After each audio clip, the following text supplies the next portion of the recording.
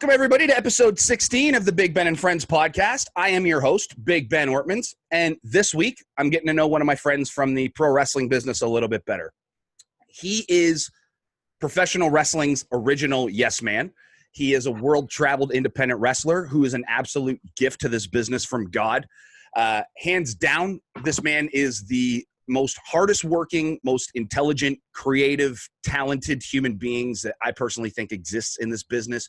He literally checks every box that you could possibly want in a wrestler. He looks like $1 million. He's an absolute technical wizard and a very talented grappler. His promo skills are incredible. His gimmick is amazing. His creativity is off the charts. He understands psychology. And to be honest with you, the most important trait that I find in him is that he's an absolutely wonderful human being. Fuck yeah. He might also be one of the most copied and ripped off performers of our era. Fuck and yeah. A lot of you may not know that. And I'll flat out say that I truly believe that it's fucking criminal that this man doesn't have $1 million a year in his bank account from this business. Go on now. Everybody welcome my very good friend, Pyscho Mike. How the hell are you doing, man? Doing a lot better now after that introduction. I try to make everybody feel welcome. Wrap it up right there, actually. We got everything checked off. We're good to go. That's all you need to know. I'm worried that I'm going to say something and like, people are listening, they hear that and they have a good impression of me, and then I'll say something and change their minds. So it's probably downhill. To be honest with you, I doubt it. To be honest with you, I think that once people even see that this is an episode, they're going to be pretty stoked, because I know that you don't do a lot of these. You're not really a podcast guy. So yeah, usually no. It's picked up a bit because there's nothing else to do. And I think that, by and large, and I think a lot of wrestlers might be doing them, to stay a bit more visible and everything. Yeah. But I also think it's just, I don't know, maybe, people miss seeing us. Hopefully that's what it is. So I've been getting invited on them more often lately. But yeah. Usually I don't know why. maybe I'm an inaccessible person. Well, here's the thing. I think that you're a pretty closed off guy from what I know, but that doesn't make you, that's not a bad thing. If anything, I think it kind of adds to your mystique a little bit. And it just kind of adds to your whole package, if anything, because I don't know, there's a lot that people don't know about you. And I think that even if most people who do have podcasts, like if they were to get you on, I don't think that they would be asking the right questions in a weird way. Like, I think they would kind of want to know, like, oh, what was it like to work with Kikutaro? Or like, what was it like to do all of, like, to work with so-and-so, you know what I mean? And that's not the point of my podcast. I'm not the point. I'm not that guy trying to get like, hey, let's do a shoot interview and fucking shit on everybody, because that's fun. No, that's not what I want to do at all. Like, the whole point is, like, I want to try to get to know, like, my friends a little bit better. And I think that during this downtime, I think people are enjoying doing that, because it almost kind of gives them that fly on the wall aspect into a conversation just between like two buddies just kind of catching up and in a weird way getting to ask questions that I might be able to get more stuff out of you than maybe somebody else would, just because, again, like, they can be awkward, especially when you don't know the people, right? Mm-hmm. So hopefully we can accomplish that today. But I guess the first thing I kind of want to know is, like, what have you been up to, man? Like, I know that everybody's kind of got their own little, I started this just because I needed something to do creatively and kind of have an outlet to kind of continue to move forward. So, like, what have you been doing? A top secret project. Wrap it up.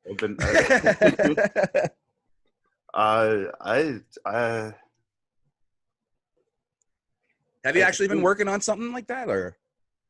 Yeah, maybe if I'll get a few more coffees in me, and we'll talk about it a bit. But the more honest answer would be just really focusing on my health right now. Things add up over time, as you know, and just trying to like when you have a big set of shows coming up on the weekend or something, like my training would always focus on looking my best and things like that, and not necessarily feeling my best all the time. Or I'd be apprehensive or reticent to pull back on some weights or something like that if my body's not feeling up to it. And it's a big mental thing. But now, I don't like my like physical product doesn't matter as much right now. So I can, focus on those things. And I'm sure if you were to objectively look at it, like I haven't like physically changed much. So it's definitely just a mental thing, but certainly not from what I've seen. Like I've seen, I haven't watched all of the Backyard Pro stuff, but I've certainly paid attention to your what the hell was it called? The Titanium Man match? Not Titanium. Oh, the Tungsten. The Tungsten, yes. Titanium, Tungsten Man's it's a fortnight, so that's 2 weeks. A Titanium Man would be a month, and Unobtainium Man is going to be the next one, where it goes for a full year, 365 days. But it's going to end in controversy when it happens on a leap year, and the rest don't know what to do. That's my grand vision. I don't have the patience to deliver that, but that'd be. And see, this is why you're just miles ahead of people like me, because I don't have the brain capacity to come up with that kind of shit. Well, even like the 2 week thing was kind of. It's just. The funny thing is I should even know the tungsten thing, because like I actually work in the metal industry, so I know what tungsten is, and I know how. It's because you're a smart mark. I guess so. I'm a smart mark. Yeah. I know exactly how. Like you can't even cut through tungsten, and it's one of the hardest materials out there. So that's I would like to say that that there was that much nuance behind that decision, but I literally just did a Google search, what's stronger than iron, and that was the first thing. Dude, I've delivered pieces that are like 12 inches long, and they're like maybe a half inch like round, and those pieces each are like $500, just because that's how crazy strong and expensive tungsten is. So that's why I kind of chuckled when I heard that, and I was like, I don't even know if they know what they're talking about. It sounds like it's a stupid name too. Tungsten. It doesn't sound as cool. No, even though like logically, like it shouldn't be Iron Man, it should be Tungsten Man. Right? It does have a much cooler sound to it. If you're a superhero, you want to pick the strongest metal. But exactly. It's also gold's a very soft metal, and you'll see like, oh, I won the gold, and it's like, yeah, but it's soft. And then you have like those belts made out of tungsten. And then you have those really shitty superheroes, and you just call them like aluminum man. When you take a belt shot from a belt made out of tungsten, no one's gonna kick out. No, you die at that point. Yeah, but when somebody does kick out, because somebody will. Yeah, somebody eventually. will. Well, you gotta build. Yeah, it's gonna be a much bigger deal. You can't just kick out, or else that doesn't even put over the toughness of the tungsten. Exactly. Yeah. Exactly. That would crush a man's skull. This is why I don't run a promotion, because I would run with this idea. I would invest so much in it. It just I would trust.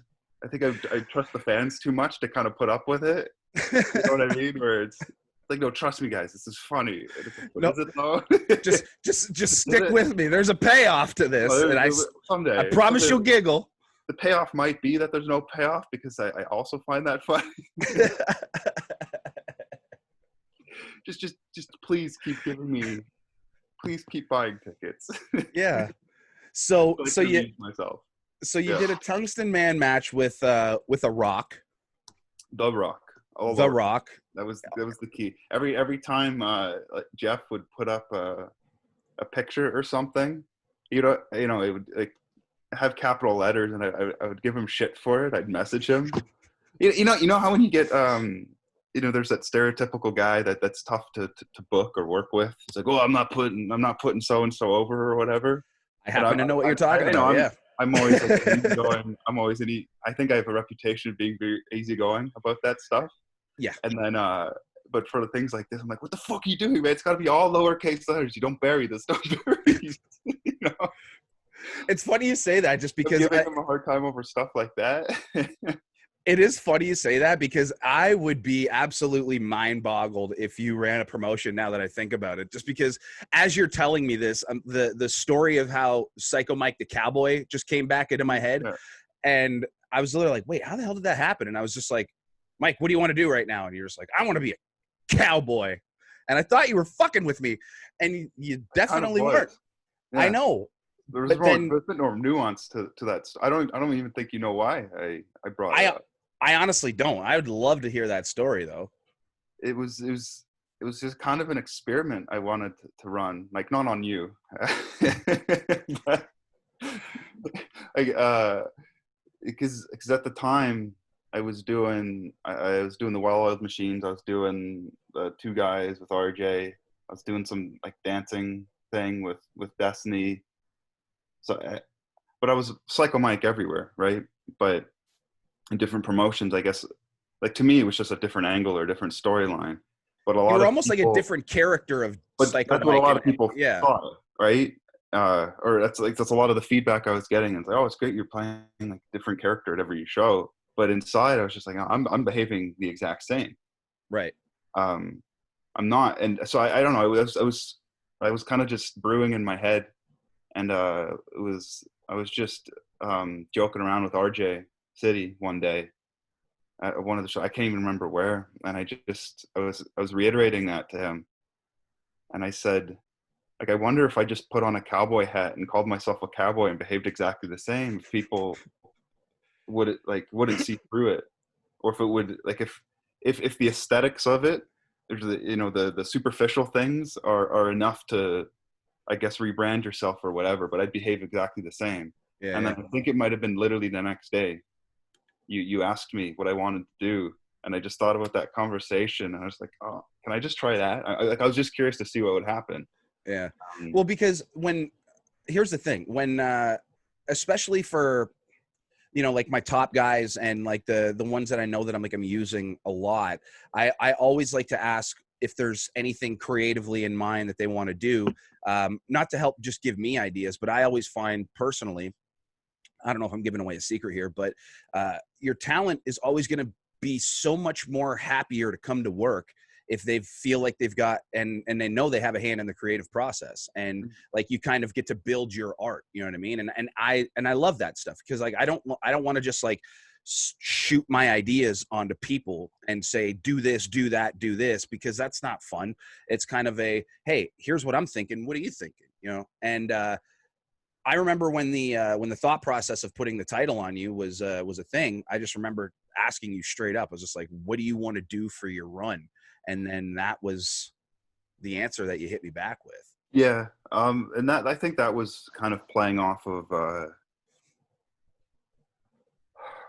don't know, more like deep-seated feelings I've had just over about my place in wrestling for a long time, where I would do characters or gimmicks or whatever, and it would work, and things would get over, or I would start getting over or more popular, and then inevitably the next step would be to push somebody up the card. But Mm-hmm. then when you push somebody up the card, there's uh, an expectation of, I guess, a certain main event level behavior. You know what I mean? Where you start taking, and actually a lot of the actual like verbiage that people would say to me is just, you got to be more serious. If we're going to do this, you have to be more serious. Or, and even if it wasn't suggested, I would still feel that obligation on my part. And then inevitably a lot of these, like, they wouldn't work, right? Because I'd be going out not really feeling like myself, or not doing, I'd be changing the process, Mm-hmm. once like the process worked, and then I would feel obligated to change the process. So in this case, I wanted to see, it was an environment that I was comfortable just not changing the process, but still, I guess, being at that, the main event, well, the champion, right? Yeah. Normally the champion's supposed to behave a certain way, and it's just like, well, can I do this without behaving that way? I want to see how much rope I get, or how much. It was kind of just like a therapeutic test for myself as well, if that makes sense. Oh, it makes a ton of Yeah. sense. And I do also want to throw out there that as amazing as some of that stuff genuinely was, and if I remember correctly, like I'm pretty sure your entire title reign is on our YouTube channel, if I Mm. remember correctly. So whoever's listening to this, go back and watch it, because it's fucking hilarious. But second of all, we also have to point out that not everything worked. No. So how did you take to that? Like because there were times when like, and it was weird because like you would tell me some of the stuff that you wanted to do. And even I was just kind of like, is this what we're doing? And you're like, yep, this is what we're doing. And I'm like, and it's okay, hilarious. Before we started recording, I was just talking to Madman Fulton, and we were just kind of talking about Space Monkey. And I was just telling him how Space Monkey completely opened my eyes to just trusting people's vision. Because when Space Monkey came and like trained with us for like a couple of months, the first night that he came down, like he was running ropes and like he was taking bumps and he was making these fucking weird monkey noises. And I was like, what are you fucking doing? And then he told me, he's like, oh, I've got this Space Monkey thing that I'm doing or whatever. I hope I'm not revealing too much here. I'm sorry. But when he told me about the idea, I was just like, that sounds ridiculous. Like a monkey like from space in wrestling like that. It just, it sounded, it didn't sound like it had a shot in hell in working to me, at least anyway. And then I saw it in play. And then when I saw it in game mode, I was just like, this is the most genius shit I've ever seen in my life. So he is the guy that kind of made me realize sometimes you got to just trust the artist, trust the process, and just back it, because you might not understand the artistic mindset behind it.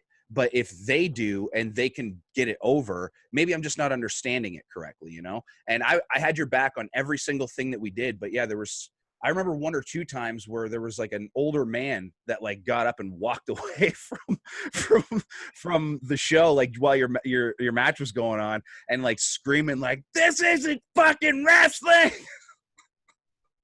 And I was like, well, that's different. Yeah, I think it because at first I said it was I was curious to see how people would react, kind of as an experiment. And at first I felt it was working well because it was a bit endearing. When I was getting an interesting reaction where everyone's like saying that you're not a cowboy, but it was almost like in a fun way, this poor guy or whatever. And then it actually just after a few shows, it turned into like frustration. Yeah. So it was so I don't even know if we talked about like heel face or anything like that. But I was just kind of. I still don't know what you were. Yeah. But it doesn't matter because I don't even know if but heel I think and face matters. whatever it was, I think I inadvertently like turned heel in the process because I think people were just started getting frustrated with it, where it's like, come on, man, you're enough of this already. You're not a cowboy. But I think But the genius is when they started to get frustrated, we just kept going and kept pushing the button. I don't know, maybe. So it was this thing where like I was behaving the same way, and in a way, like the superficial difference was enough to make people think I was being something different. But it backfired as well because I don't. Maybe I'm overanalyzing it too much, but it backfired because at first it was like they embraced it because it was kind of endearing, and then after a while it was more of a rejection of it. It's like, we don't want you to be the cowboy, we want you to be Psycho Mike, even though but I still technically am, like, I'm not behaving any differently. But it's just like, yeah, but we like it, we prefer that. So it was a bit flattering in a way, I think. Yeah. In reality, though, it was more just like I dropped cowboy from the name and then just went back to my regular trunks, and everyone's like, yeah. I remember when you told me that the one day you're just like, dude, I got something to show you. And I'm like, what's that? And you pulled out these jean short fucking trunks and you're like, I'm going with this. Yeah. And I'm like, why do you have those? And you're just like, Olivia asked me what I wanted for my birthday. So what happened? It was you remember like 07 Mike Rollins, right? Where I had the jean tights. Yeah. So originally, when I started, I wanted to do like kind of like a European punk rock look. Because I remember that. Like you had the patches, like the whole shebang. Yeah. So before like my first bookings kind of came out of the blue, right? The first match that I had was for GCW. Was it And really? yeah, and it was like March '07 or something. Because I'm I assuming barely Divine count hooked those. that up, right? Pardon me? That was a Divine hookup because Yeah, Divine was kind of JP. running. Yeah, he was Yeah, kind of helping him book that at the time, if I'm mistaken, right? yeah. So it was the month before that was the first indie show that I attended as like a non-ticket buyer.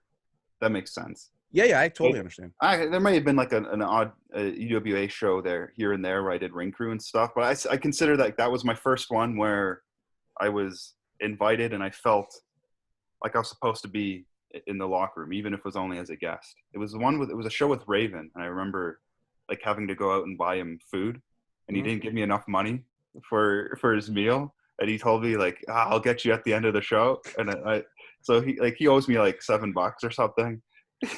You got to get on him the way that RJ gets on Chelsea Green about his $10 on Twitter. Yeah, It's ridiculous. maybe I should. Um, yeah, and then it was like at that point I wasn't like, yeah, I'm not ready to get in the ring or anything, especially when you looked at like the talent on the shows at the time. At the GCW shows you'd be seeing like Samoa Joe and like a bunch of like Eric Young, like a bunch of big names. So it's just like, yeah, I'm probably not going to be wrestling for a bit. And then it was like the next month I had I curtain jerked on the show. Yeah. And like I didn't have boots that looked great or anything like that. I didn't have tights. I think I just ended up buying some Under Armour tights and like ripping off a tag and like trying to like color in the logo, something like that. Yeah.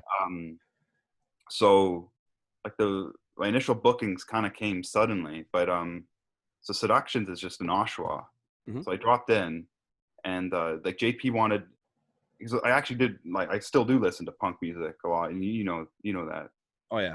Um, That was one of the and reasons why I think we became as good of friends as we were. We bonded yeah, over baseball and punk rock. and so JP wanted me to try like the European punk rock look, because during class I was nailing European uppercuts. I was getting really, really good at them.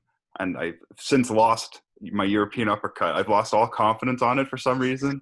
Actually, no, I can tell you why. But anyways, so I dropped into Seductions, and like JP and I had it kind of all mocked up. It would be like these basically I wanted jeans with patches on them, right?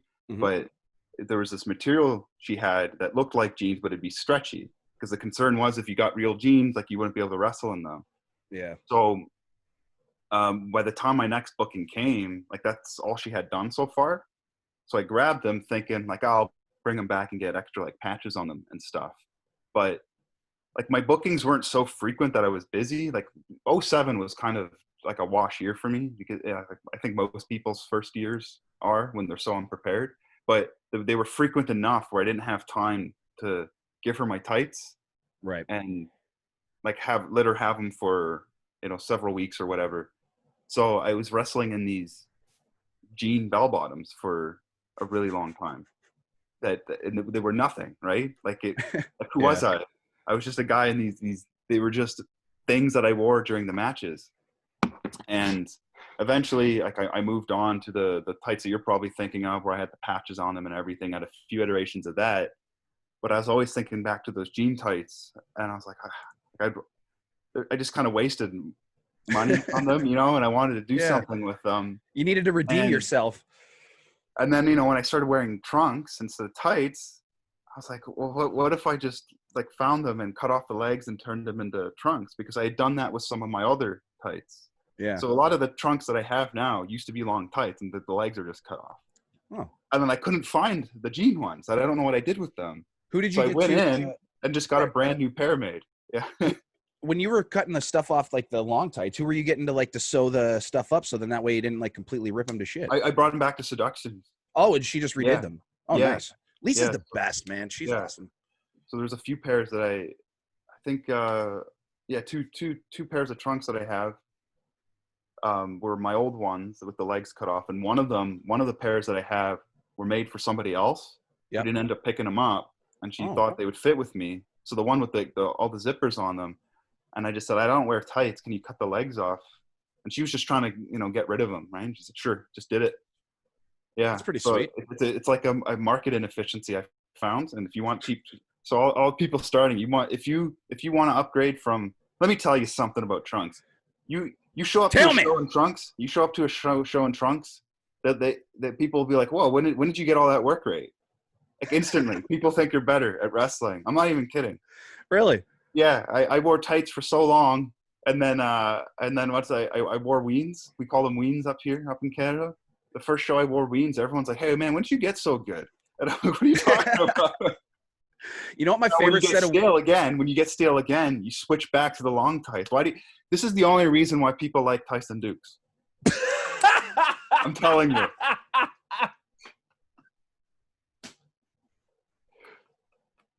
20 years from now, people are gonna be like, "Oh man, yeah, Tyson Dukes was great," and they're gonna go watch matches of his, and they'll be like, "Was he though?" It's because no, Tyson. Honestly, Tyson's awesome, but like he every like 3 weeks he's like, "Oh, I'm getting stale," and then you'll switch his look, and everyone's like, "Man, how does he keep like getting better?" I think it's just an illusion. I think Tyson Dukes figured this out, and he's just not telling anybody. It's all just in trunks. Yeah, I'm throwing Tyson under the bus right now. Do it. No. I know. This clarification. If somebody really wants to, like throw me under the bus, they'll just splicey the clip out of context. Tyson's awesome. Nobody's gonna take any of this. I promise you.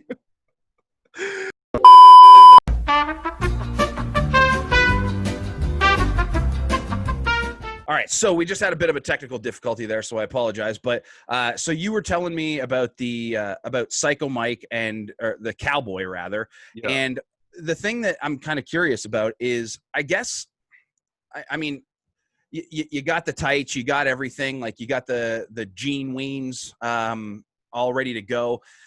At the end of that whole thing, just because this belt right there. You held that for long. You held that particular belt longer than anybody. It was literally 1 year. It was exactly a year, and I remember that because for the finish of the match, it was with Josh. For that finish of the match, what I wanted was I wanted like during. I think you put it over during the show that it was a year or something. But I kind of wanted this idea of if I left the show with the belt, that it was exactly a year. Mm-hmm. And then what I wanted was something where I was in a submission hold and I wouldn't tap out until it was exactly a calendar year. That's right. There was just no way that we could think of to deliver on that premise. But I thought that would be such an interesting finish, and to kind of tie everything together. So at the beginning, when I was saying I think if I were to put it more succinctly, is that I wanted to do a title run, like I hate using the word like main event title run, but the main event is just that's what it was. The match that goes on last. But I wanted to do like a championship main event run in my own style, in my brand, without compromising anything. And I thought that would have been a perfect end to it, because typically when matches have comedy or funny stuff in it, it's more of an introductory thing. It's like, yeah, we'll start with that, and then we'll do the real wrestling later. Whereas I always like to try to loop it back in. And in this case, it's if the finish of the match, the climactic finish of the match was in and of itself also funny or clever, to me, that would have been, personally speaking, like the perfect payoff to it, where it's like I'm telling you this idea and it logically makes sense that somebody might grit and bear something just for, like you see this like in like big league sports all the time, where someone holds out a contract just so they can get like a record or something, stuff like that. So, like an athlete would do that. Like, I'm going to grit and bear this just so I can get the calendar year, just so there's no asterisk, next to my reign or anything like that. And it's an exciting finish that you've seen a bunch of times, somebody holding out. But now here's some more context as to why I'm doing that. It's not like the story is interesting where it's like, I've known I lost. I know I've lost the match 2 minutes ago. Yeah. And I'm just holding out to not lose for a little bit longer so I can get this additional accolade. Yeah. I think that's super interesting. And it's funny. It is. It's like, all right, Mike, you've won. It's a year. It's like, okay. Like It puts everybody over, and it does. it's just so hard to do stuff like that. I wish that we could have kept people in the building until midnight 02 a.m. I guess I think do that. Mathematically, it would have been like a year, because really the title reign starts on that pinfall, and the pinfall would have happened at the end of the match a year earlier. Yeah. So exactly a year later, like the match would have been finishing at around, I'm not going to say it was to the second, but if your show started at 7, right? Yeah. Let's say the main event goes on at 9 and then it ends at 9:30, right? So at 9:30 a year ago, I would have won the title. Yep. And then a year later, if you keep that same schedule, it would have been about 9:30 that I would have lost to Josh. So it would have been exactly a year, right? I guess in retrospect, that's the story we should have told, is like what time you won the belt at and what time you would have needed. Yeah. But at the same time, I think that would have gave away the fact that like you were clearly going to lose at that point. But yeah, that might not have been a good way to go about it. But sometimes telegraphing things aren't bad though, right? Like no, it's a bit predictable. Sometimes you know, it's like a good presentation. I'm going to tell you what I'm talking about. I'll tell you, and then I'm going to retell you what I just told you. You know? Yeah. Like I'm going to tell you what the payoff is, so then that way you can kind of feel like you're a part of the process, for sure. But I also found the story interesting just because, I mean, we may not have went that way, but I also found the story of that match super interesting just because that match kind of made you have to revert back to what everybody wanted in the first place, which was for you to go back to just being like regular Pyscho Mike, because you're like, the story was done at that point too, right? Like there's really nowhere to go with it. Yeah, which was for your show, but also just like personally, it's it was a year. We tapped the keg. We tapped the keg. Maybe there was something, but also just for like my own personal curiosity or fulfillment and everything. It's just that's what I wanted to do with it. I'm not gonna. The experiment was over. Yeah, I guess. Yeah. And in a weird way, it kind of built to this like really great story, which kind of helped the progression of the company, which was when you went back to going to be the grappler that everybody wanted to see you as, and like the serious like Pyscho Mike or whatever. And it ended up costing you your title run, to this wrestler. And then like everybody saw that really cool moment that you and Josh had afterwards. I didn't even think of that. Just because you and Josh obviously trained together, and everybody knows how much of a technical wizard and how great Josh really is. So, that was kind of a really cool way to end that story in a weird way. Was I not the cowboy in that match? I can't remember. No. You definitely, the whole premise was you went into there and you're just like, I've got to take this seriously because that's like Josh Alexander. And then it ended up screwing me. Yeah, I never thought of it that way. No, that's interesting. I caught on to that right away. That's why I thought you were right. Like where I didn't stick to my guns. I didn't believe in myself. Yeah, you didn't stick to the thing that got you there. Yeah, I changed myself. I changed the process and ended up losing. No, that's interesting. In my next interview, I'm going to say that, it was completely planned like that from the beginning. No, I didn't actually realize that. Yeah. See, my stuff is so smart that it's too smart for me even to understand. There's layers and you levels. You got to watch my stuff, I don't know, 6-7 times to like fully understand it. Which is also good because, each time you watch it, it's an extra view. So the number. That's what I was going to say. Yeah. I like them numbers. That's why I designed my matches that way, because in modern pro wrestling is all about the vanity metrics, right?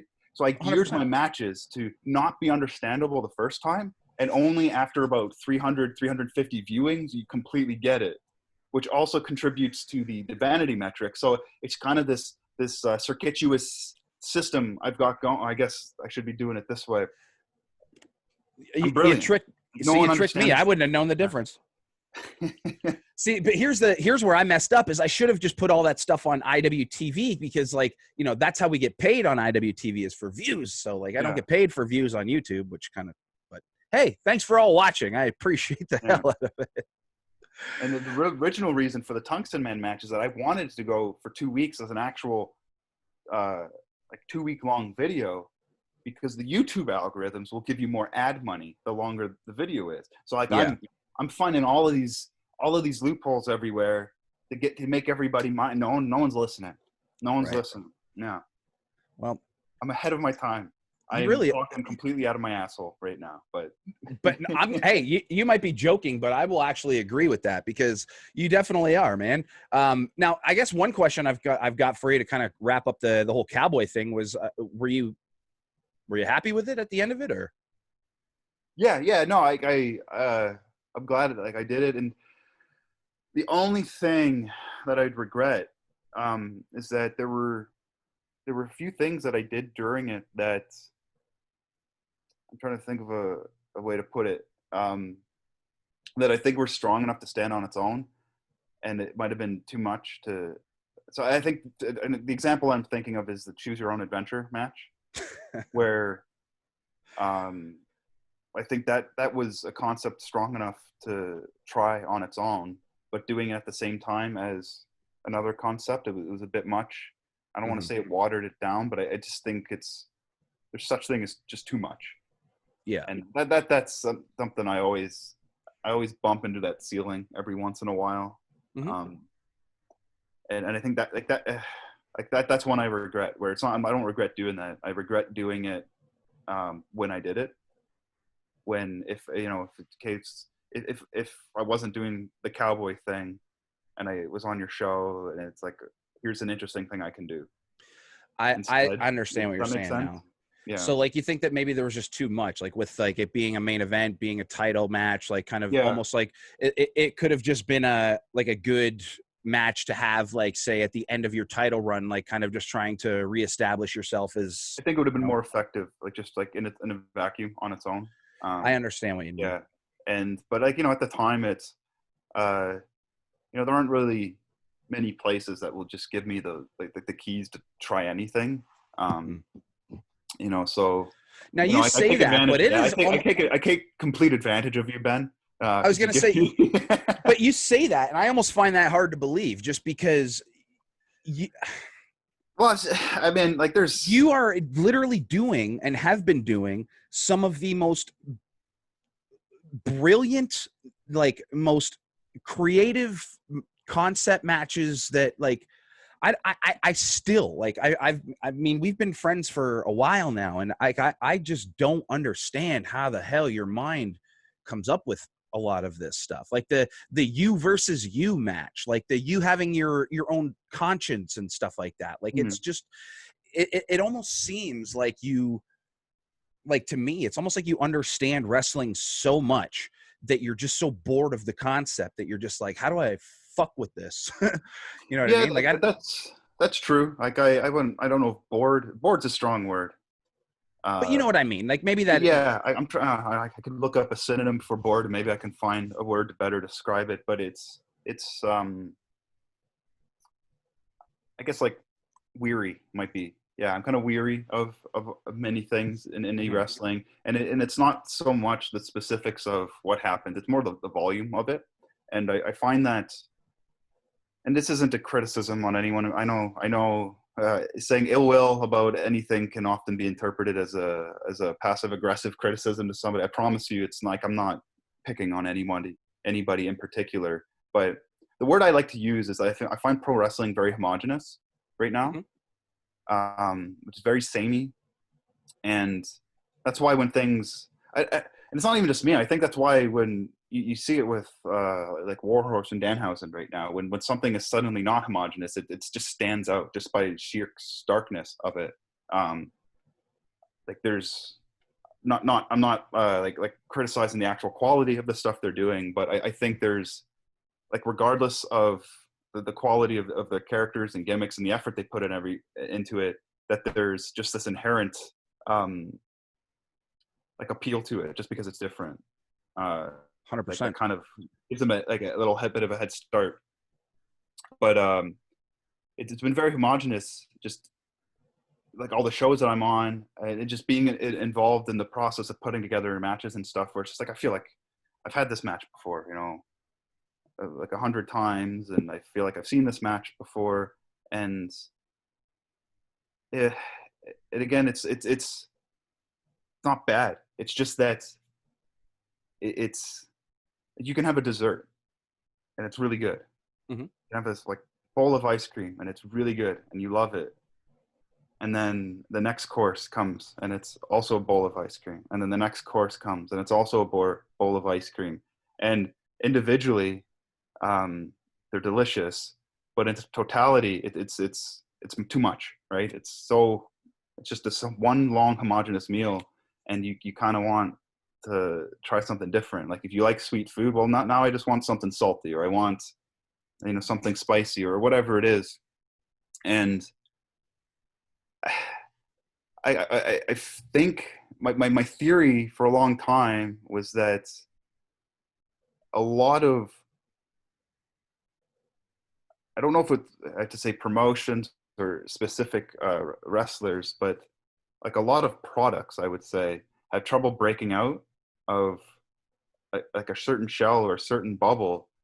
And I see it a lot in Ontario wrestling as well. But it's I always talked about how like I can do the best. I can have a really great match on the show today, but I don't think it's going to permeate these walls at all, because it can, when you compare it to the contemporaries, like on this show, like there's also all these other good matches on the show. And then you compare like the 8 matches on the show today to the 8 matches on all these other shows, and the quality of them, like it's all high quality, but it's still like, I think the floor of quality in wrestling has been risen. Where like even in WWE, you watch it now, if you watch it from the mid 90s, you'd see some like objectively bad matches, right? Now if Absolutely. you watch WWE now, It's almost people flawless. talk about like how it's like all the business is in the toilet or whatever, and it just feels like creatively bankrupt. But you watch the matches, just to try to objectively watch them, like there's no bad wrestlers anymore. No, They there's don't really not. exist, and it's just consistently good. But that consistent good, like that's just the new floor, right? And Yeah. I kind of feel like it's just this, like, I have to use the star ratings. It's like 3-star match after 3-star match after 3-star match. Like 20 years ago, you'd be like, it'd be this boon, right? Like this is an amazing show. It's consistently great wrestling, but now it's just so consistent that you kind of tire of it. Yeah. So I've always been trying to do things where it's like my process going into a match would be, if I did, is the thing I'm going to do on the show be interesting and different enough where somebody outside these walls would see it. Mm-hmm. That's what I'm always trying to do. Because if it's, I have had a great 8-minute match today. Like, so did everybody. Like everybody is doing this. Yeah. Like it's hard, right? It's like an arms race that's difficult to win. So it's just, well, in my 8-minute match, if there was even this one spot or this one vertical slice of it that can be clipped out of context and somebody can watch it and just from that go like, oh, I might be a fan of this guy, or I might want to see more of this guy, or I want to see the rest of this match. Mm-hmm. That's always been my intention, like as part of that process. Now, one thing I With guess I can mixed say, degrees of success, but yeah.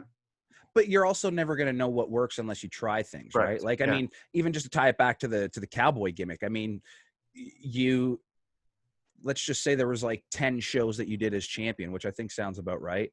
I mean, of those 10 shows, you swung for the fences on like some crazy shit.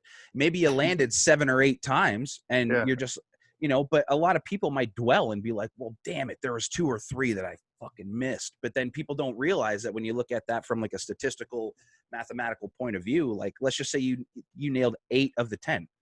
You still aced it. That in school, that's still an A. You know what I mean? So the thing is that I think people remember a lot more of the successes than they do the failures, because I think with you specifically, people also understand the effort that you put into it and are willing to accept something that might not go, that might, I don't want to say might be a failure, but like I feel like the audience will accept your failures a lot easier than they will with a lot more other people, just because they understand that's you. Like you're trying to do something different. Like, and I'll use this as an example. I can say that easily the most talked about match in crossbody pro wrestling that I've come across with everybody. Like you ask Universal, like what's your favorite match that you've seen from our company, and it's you versus Danhausen. Oh yeah. Oh, easily. Like it's like, to be honest with you, other than the triple threat match with Speedball, Tyler Thomas, and Del Bruno, that match sticks out for me. Like that is the one where I was just like this was next level genius. Like I don't even know if I told you and him this, but like with all the, like when you guys were putting it together, like, I mean, a lot of people don't understand with that match. Like I was actually a weird kind of like important third man in there because there was a lot of production going on in that match. And there were cues and stuff. And I was just like, when you were telling me what you guys were doing, I was just like, I genuinely was more nervous to do production than I would have been wrestling. Cause I was just like, this is fucking genius. And like, I didn't want to like, and I didn't want to screw it up. Yeah, like that. And then just having like the timing of the like the different like of you, like you talking and then him talking and you know what I mean? Like there were cues that needed to be hits, and I didn't want to mess it up because I was just like, if this all goes like perfectly, like this is going to be like a cinematic like fucking perfection. And the only thing that got fucked up in that entire match was the fuse blew out as the match started, so I didn't get to have as cool of an entrance for Danhausen as I wanted. Oh, yeah, it's weird because like Danhausen and I before the show spoke a long time about this. Is that you often just the obvious thing to do? Correct me if I'm wrong. It's like, okay, I'm gonna book Danhausen, right? And he's a certain flavor, certain character, and then it's all right. Who should I put him with? And no one ever thinks I'll put him with a straight man or something. It's like, oh, who else is stylistically similar? And then you kind of get this, right? So the thing is, though, is that this is the challenge. So like if you saw a graphic for, let's say like Psycho Mike versus Alex Shelley or something, right? I'm picking Alex Shelley, one, because I love him, and two, because just if I were to pick somebody who's like polar opposite in terms of style, it'd probably be him or somebody of that ilk, or like a Jonathan Gresham or something. You'd see the match graphic. You would look at it, and I think you would look at that match graphic, and a fan would think, like, that's interesting. I want to see that. I wonder what that's going to be like. But then if you see Psycho Mike versus Danhausen, you see that, and you're like, oh, that's going to be a funny match. Like you already have like a prediction or preconceived notion of what that should be. Whereas a bit of an expectation. Versus Shelley, we could do whatever, and it's not really going to be subverting anybody's expectations or anything like that, because they didn't really have any, right? Yeah. So the struggle is with me always is, it was the same thing with, like Orange Cassidy and Kikitaru, where the fans already want something specific from this, and there's a struggle. I don't want to deviate from that because you subvert the expectation to the point where it's disappointing.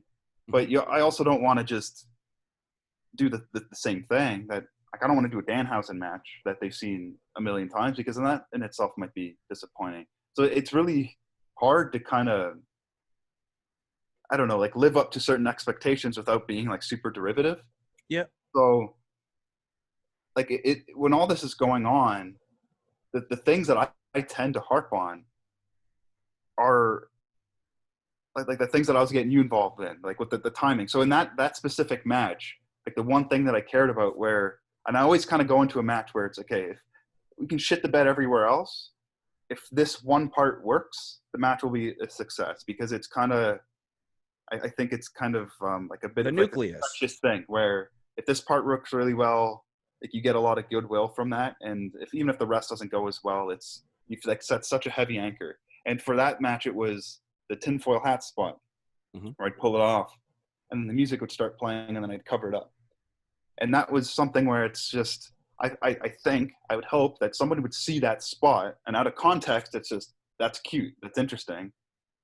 I kind of want to see what the rest of it is. Or even just that spot on its own, you could watch it and just be like content and fulfilled. Like, yeah.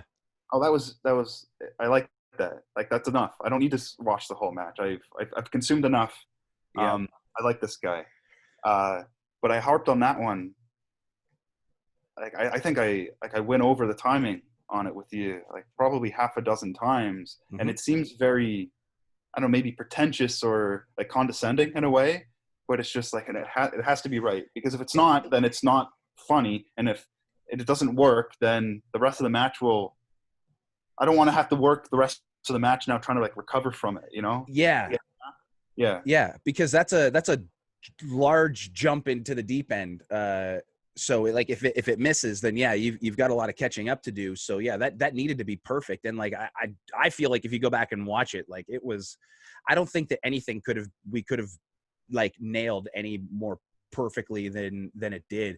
But the funny part about that is like I remember I was trying to get Danhausen back, and I could just tell that he just wanted to sink his teeth into something a little bit more than what I had him doing, just because I always seem to get him last minute. You know what I mean? So I was trying to get him in the future for something, and he was kind of giving me that like, well, what are you going to do with me kind of thing. Yeah. And it wasn't that he was upset with his other matches. I think he just enjoys coming here, and he just wanted to be able to sink his teeth into something. So I was just like, well, shit. And then I don't know why. I was just like scrolling through my head. I'm like, well, what would be interesting that I could like kind of do? And then it was one of those, like, it didn't even like the filter didn't even happen. I was just like, what about Pyscho Mike? And he was just like, can you get me Pyscho Mike? And I was just like, I don't know. Can you give me a minute? And I was just like, I called you right away. I don't know if you remember that, but like, Yeah. or no, I texted you and I was just like, hey, do you got a minute to talk? And you're just like, yeah. So I called you and I was just like, hey, are you available for this date? And you're just like, yeah. And you were kind of even in the same boat. You're just like, well, what do you want me to do? And I was just like, do you want to work with Danhausen? And I'll never forget your reaction. Was you just said, that's a fun night at work. Yeah. Count me in. And I was just like, okay, cool. So like these guys know each other, so they can definitely work off one another. And then the best part is like, and I still don't know if this was intentional or not, but like once we dropped the match graphic and stuff like that, like just you two chirping back and forth on social media, like him calling you Psychic Mike instead of Pyscho Mike, and then like whatever it is that you were doing in a weird way, it essentially built the psychology of your match. Yeah. I like that, doing that type of thing a lot, where you know those subtle things where if you miss it, it doesn't matter as much, but just I don't know, if you know the odd person that pieces that whole thing together, it's like, oh, there was some foreshadowing to this, you know. Yeah. There's a lot of genius in there, man. Like, and the best part is like, I think one of the most memorable moments of that match was for me, at least anyway, was when you guys got into a battle of psychic powers, and you guys just started listing off like your favorite fruits. And then there's one part where we're going back and forth, right? So we've already done the reveal that it turns out that I'm psychic, which is now a piece of Pyscho Mike lore that I'll have to keep for the rest of my life. Yeah. We're going back and forth and selling, I don't know, like selling each other's I don't know, like hand gestures. I don't know how you describe it. And then there's one person in the audience that yells out, those aren't psychic powers, that's telekinesis. Oh, and yeah. I wanted to stop and be like, are you being serious? Like this is the bridge too far for you? Like this part. God damn it! Out of everything I've done, out of everything that's already happened in this match, not the conscience talking, not the tinfoil hats, not the fact that he was in my mind talking to me, none of this, is that we didn't know the difference between psychic powers and telekinetic powers. And then that was just, I can only suspend my disbelief so much. I don't know if you've gone back and I was this close to just throwing the match like out the window and just be like, hey, Danhausen, I'm sorry, hold on. And just, I was very close to doing that. Not to pick on the fan or anything. All in good jest and everything. But yeah. like just how like that's kicking. That's not breaking the fourth wall. That's like they're rebuilding the fifth wall behind it and kicking that one down too. So I thought I was doing it much.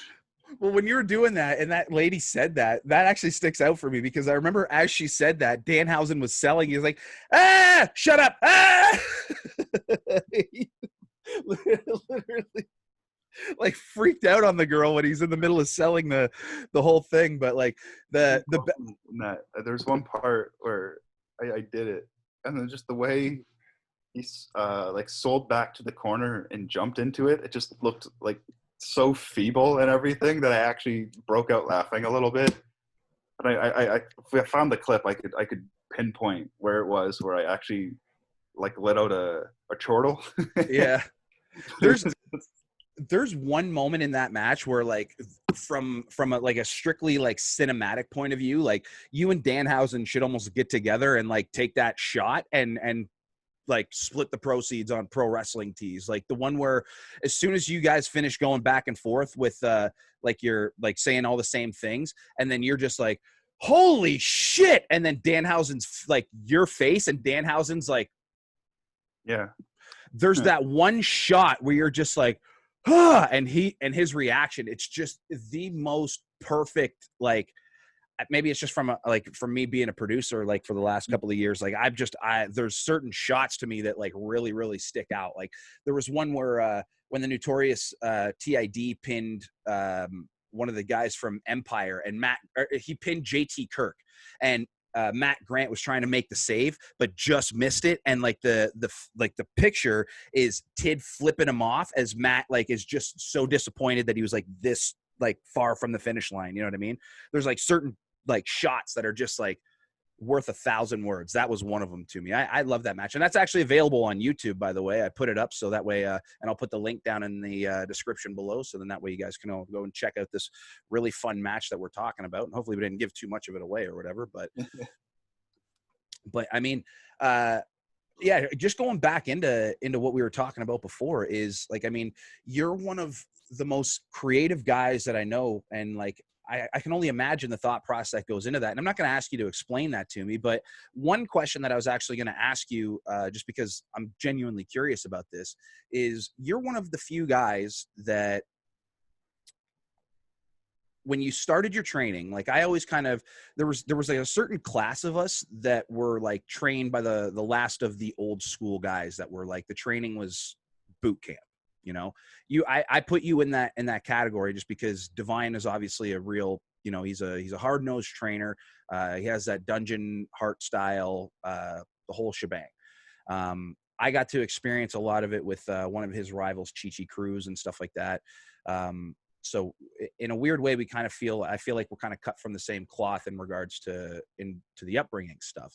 But between that, like you went from that to over the last couple of years, and I don't know what you've been up to, like, I guess in the last like year or whatever, but like there was a time when you were training at Battle Arts for a while, and like they are also known as like a martial artist, like shoot style kind of facility, right?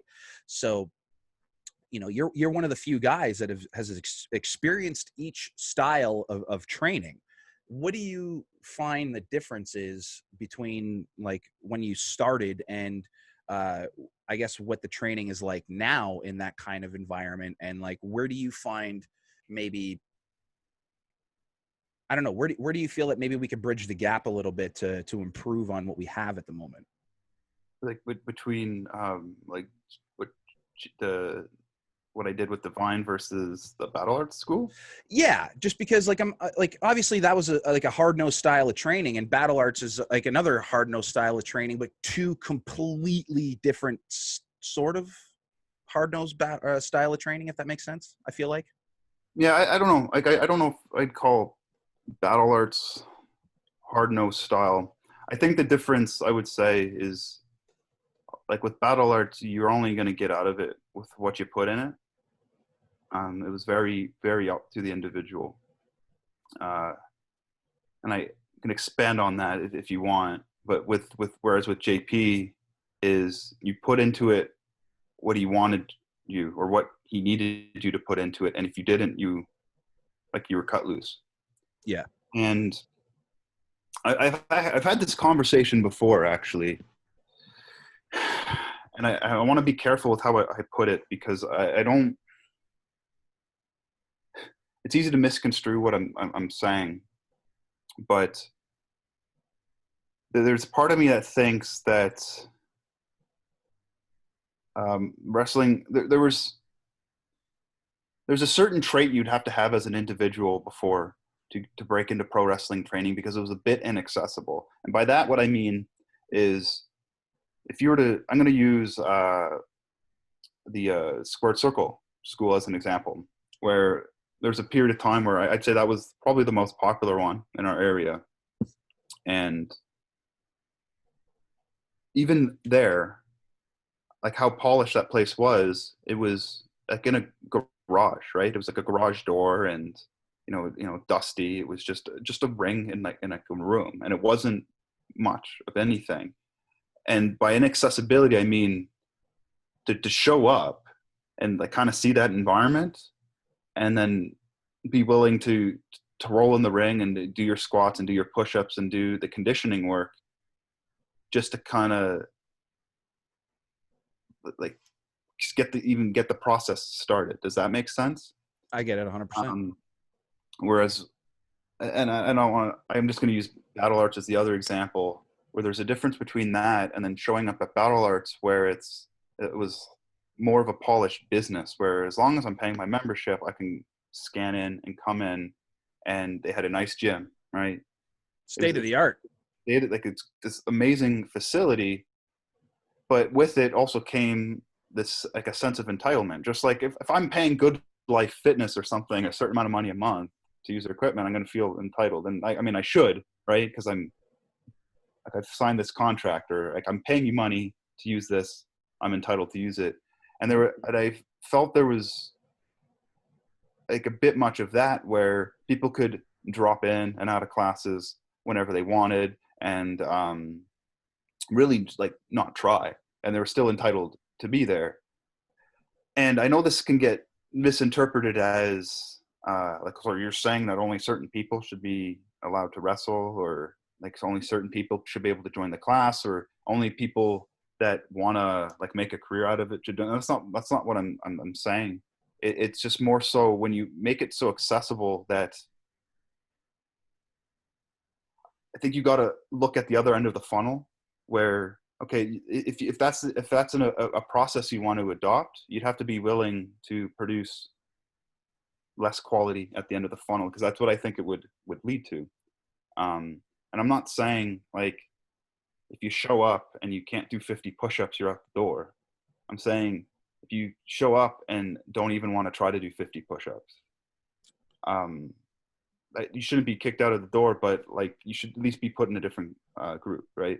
Mm-hmm. I guess a hobbyist group versus a non-hobbyist versus a pro class.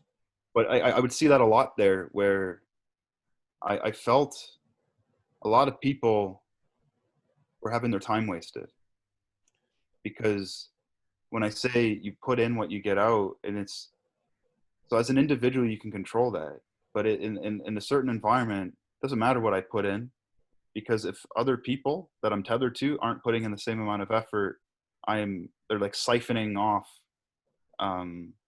It's a zero-sum game. Like Yuki is one guy, right?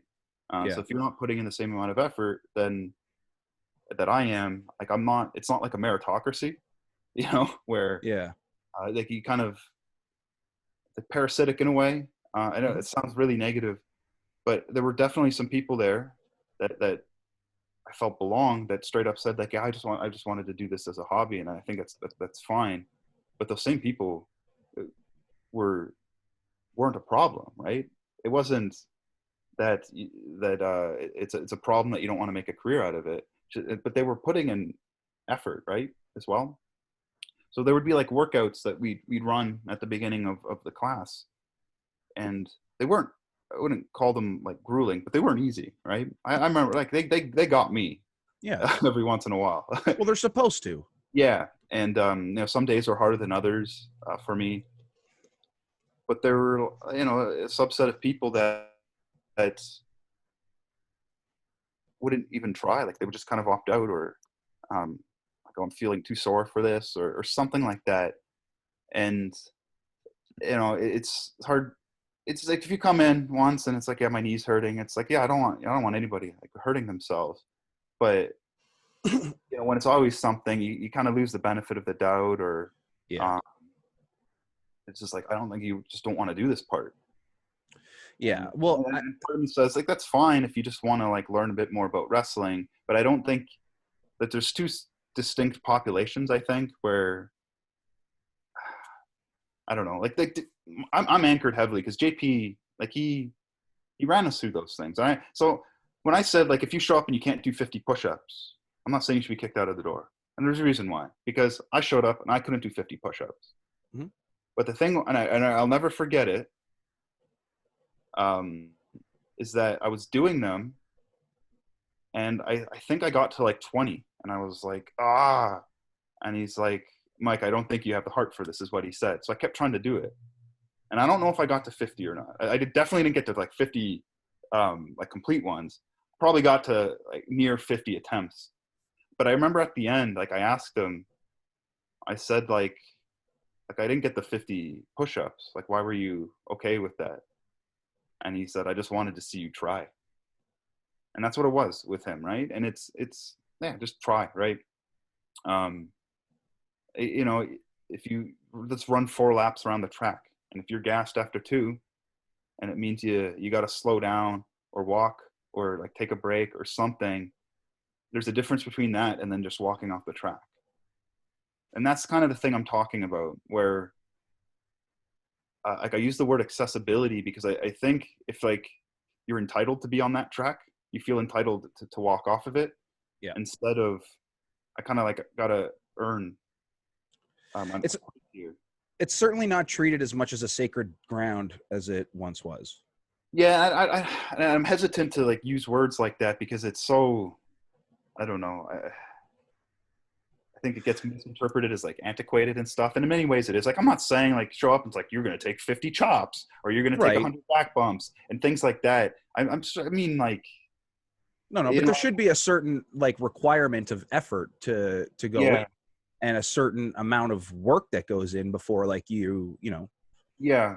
And like if I'm talking to somebody, and I've had a conversation, I've had conversations similar to this before with others, and I think other people, they'll have a different anchor where if you were to bring this topic up to somebody else from Battle Arts, I'm sure they would reiterate many of the same thoughts, because it was kind of things that were happening there as like a gym being run as a business, versus somebody's experience. I'm trying to think of another school. I can't think of one off the top of my head. But hold on a second, babe.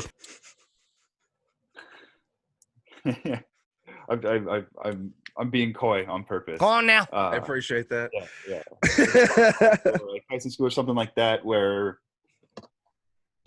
like you probably wouldn't be seeing those things run, but I've seen your classes before, and you're not like an irrational drill sergeant or anything like that. Stuff like I don't see you. Like, all right, we're gonna bump on thumbtacks today because you got to earn your place. Nothing like I don't know what the word is, but just it's not. Yeah. Well, here's the thing: is like if I look back at the style of training that I had, especially when I first started, like I mean, those guys were drill sergeants, and they were trying to beat you up every day. And that's not even what I'm suggesting. Like No. But like what I mean, what I'm going with this is like what I realized is because like, man, there were days where I got up when I'm just like, I feel like I'm like, I appreciate the effort that they're putting into me, and I understand that they're trying to toughen me up.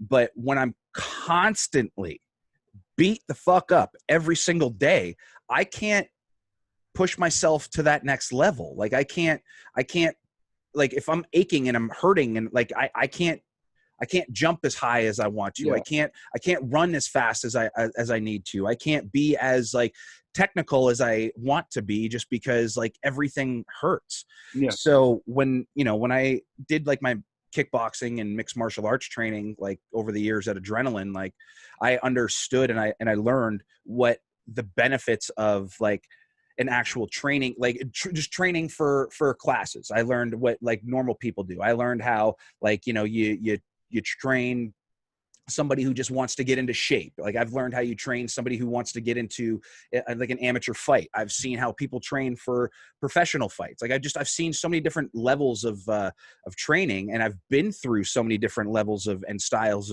of training, just because like there were times when like I would join in with like some of my my teammates and my buddies into their camps with them, and I would basically just do camp with them. Because like, for example, like one of my roommates was Jesse Gross, and he was a fighter. So like there'd be times like, especially during that last week before a fight, like when he's doing his weight cut, I was doing his weight cut with him, just because it's always easier when you've got somebody with you to do all that stuff. Right. So I got to experience a lot of those different styles. I learned that in order to get the most out of your body, it's like you got to go hard, but then you also got to learn how to train.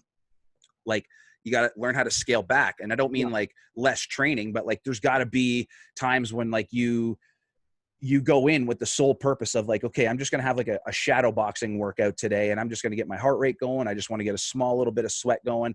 I just want to get my hips moving, and I just want to make sure that everything moves and flows. You know what I mean? I think what they do is they call that a Christ, what the hell is the word for it? Active rest workout. Yep. You know, but then there's other times when like if like when people through fight camps and stuff like that, when I'd watch them go to hit pads, and they would hit pads at like 100% for 3-minute, 5-minute rounds, and they would do 10 rounds, 12 rounds, 5 rounds, whatever it is that they're trying to train for, right?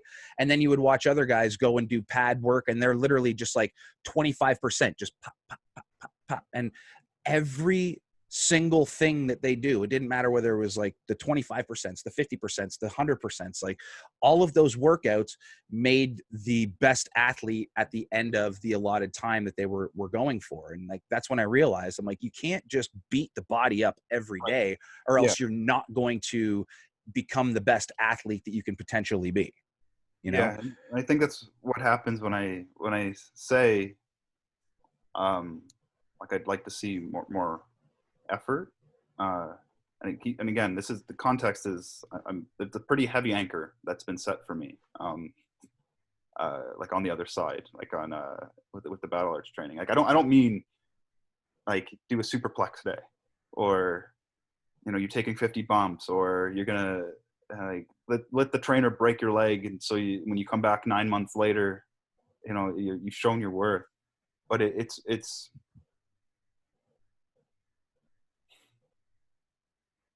yeah, like it's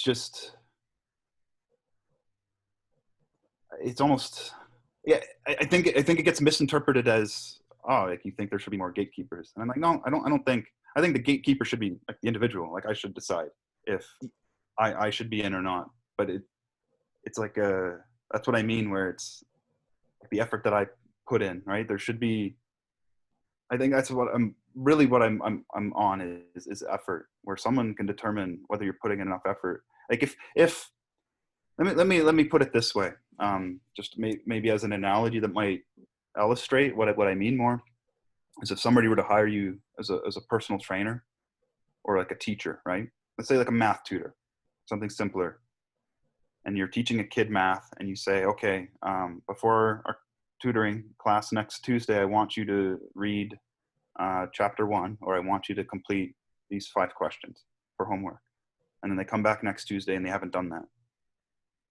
And then say, okay, well, I'll do the class. And then, okay, so this time I want, let's catch up on those 5 questions, and then like answer these 3 extra ones. So like next Tuesday, and you have that done. And then they come back the next Tuesday and it's not done. Like at a certain point, it's just, you're not putting in the effort that I require from you to help teach you math, and you're wasting my time. Yep. And you'd be pretty discouraged. And if the person is thinking, well, I'm paying you to teach me math, and I don't know math yet, therefore it's your fault. That seems very unfair, right? It's there's a certain effort required from the student to make it work in that relationship. And at least in my experience, I've seen a case where the trainer and the coach is holding up their end of the bargain, but the other side isn't. And that's the relationship that I think needs to be fixed, because sure, maybe legally, in a sense, you're entitled to something, but it goes beyond, like, I'm like, there's a social contract there that still needs to be upheld. And I, again, just in my experience, I've seen that not, that I've seen a failure in that part too many times, that it's kind of, it's bothered me. Yeah. Yeah. You're pretty much, you pretty much just said exactly how I feel, if I'm being completely honest with you, just because, you know, like the one thing for me, like our gym's been open for a little over 6 years now, which is insane to think about. I'm not perfect. I'm not a, like, but I've learned to, like, my training style has adapted, you know, and it continues to adapt because, you know, I was able to learn from some of the best coaches in the world. You know, and not just wrestling coaches. I mean, like coaches, um, like I learned how to relay knowledge, you know, like getting to even be around guys like Sean Tompkins for even just the small amount of time I was around him, watching him communicate with people was just so fascinating to me, because you're very much like myself in the sense that you like to, like, we like to observe what's going on in front of us and kind of learn and compute, you know what I mean? And try to take in everything. And when he came to our gym, and, like, for example, like, he was running Mark Hominick's training camp for Mark's title shot against Jose Aldo. And he came back from Vegas to stay in London for the 2-month training camp. So I got to be around Sean a lot, and just observing how he coached and how he did things. The one thing that really stuck out for me was, like, this dude is so calm and collected and just so confident in his approach, and he's just so knowledgeable with everything, but he makes you want to, like, work your ass off just to be in the same room as him, because that's how good he is. But at the same time too, you know, you watch just how, again, he relays information and whatnot, and it's just the most stunning thing in the world, because he, to me, was like, watching him corner one of his fighters in a fight was the equivalent of watching, like, him being the remote control and his fighter being the car. Like, all he had to do was just say things. And, like, for example, with him and Sam Stout, now keep in mind they were brother-in-laws, but, like, I would watch him corner Sam for some fights, and he would be calling certain combinations, and he wasn't even finished calling the combination, and Sam was like almost like the second that the sound hit the fucking earth, it's like he was just doing all of these things, and it was just the most Because they called the fight before the show. They called the right. whole match. Yeah. They called the spot, and Sean's just like, hey, remember the spot? Yeah. And Yeah. Sam's like, fucking right I do, coach. Yeah. But it was phenomenal. And that's just something that I've always strived to figure out how to do. And then, like, getting to work with my old strength and conditioning coach before he passed, Brian Fletcher, who was, in my opinion, like, the most knowledgeable human being that I've ever dealt with in my life. Like, he took things that I have no business knowing about and dumbed them down for me that I can actually explain them to somebody else, you know? That's how good he was. So I've always tried to be able to be that, and I know that I'm certainly not at that level by any stretch of the imagination, but I've learned that you have to coach everybody differently. You can't coach them all the same, because everybody's needs are different. Everybody's athletic requirements are different, you know? So it's that, for me, has been the biggest thing for, like, as a coach and as a teacher, is just to kind of understand how to go about each individual. Because there's some guys, like, there's one student that I can think of as an example, that I know that he needs somebody to be hard on him, and I've tried to be, but then he just doesn't accept it. You know what I mean?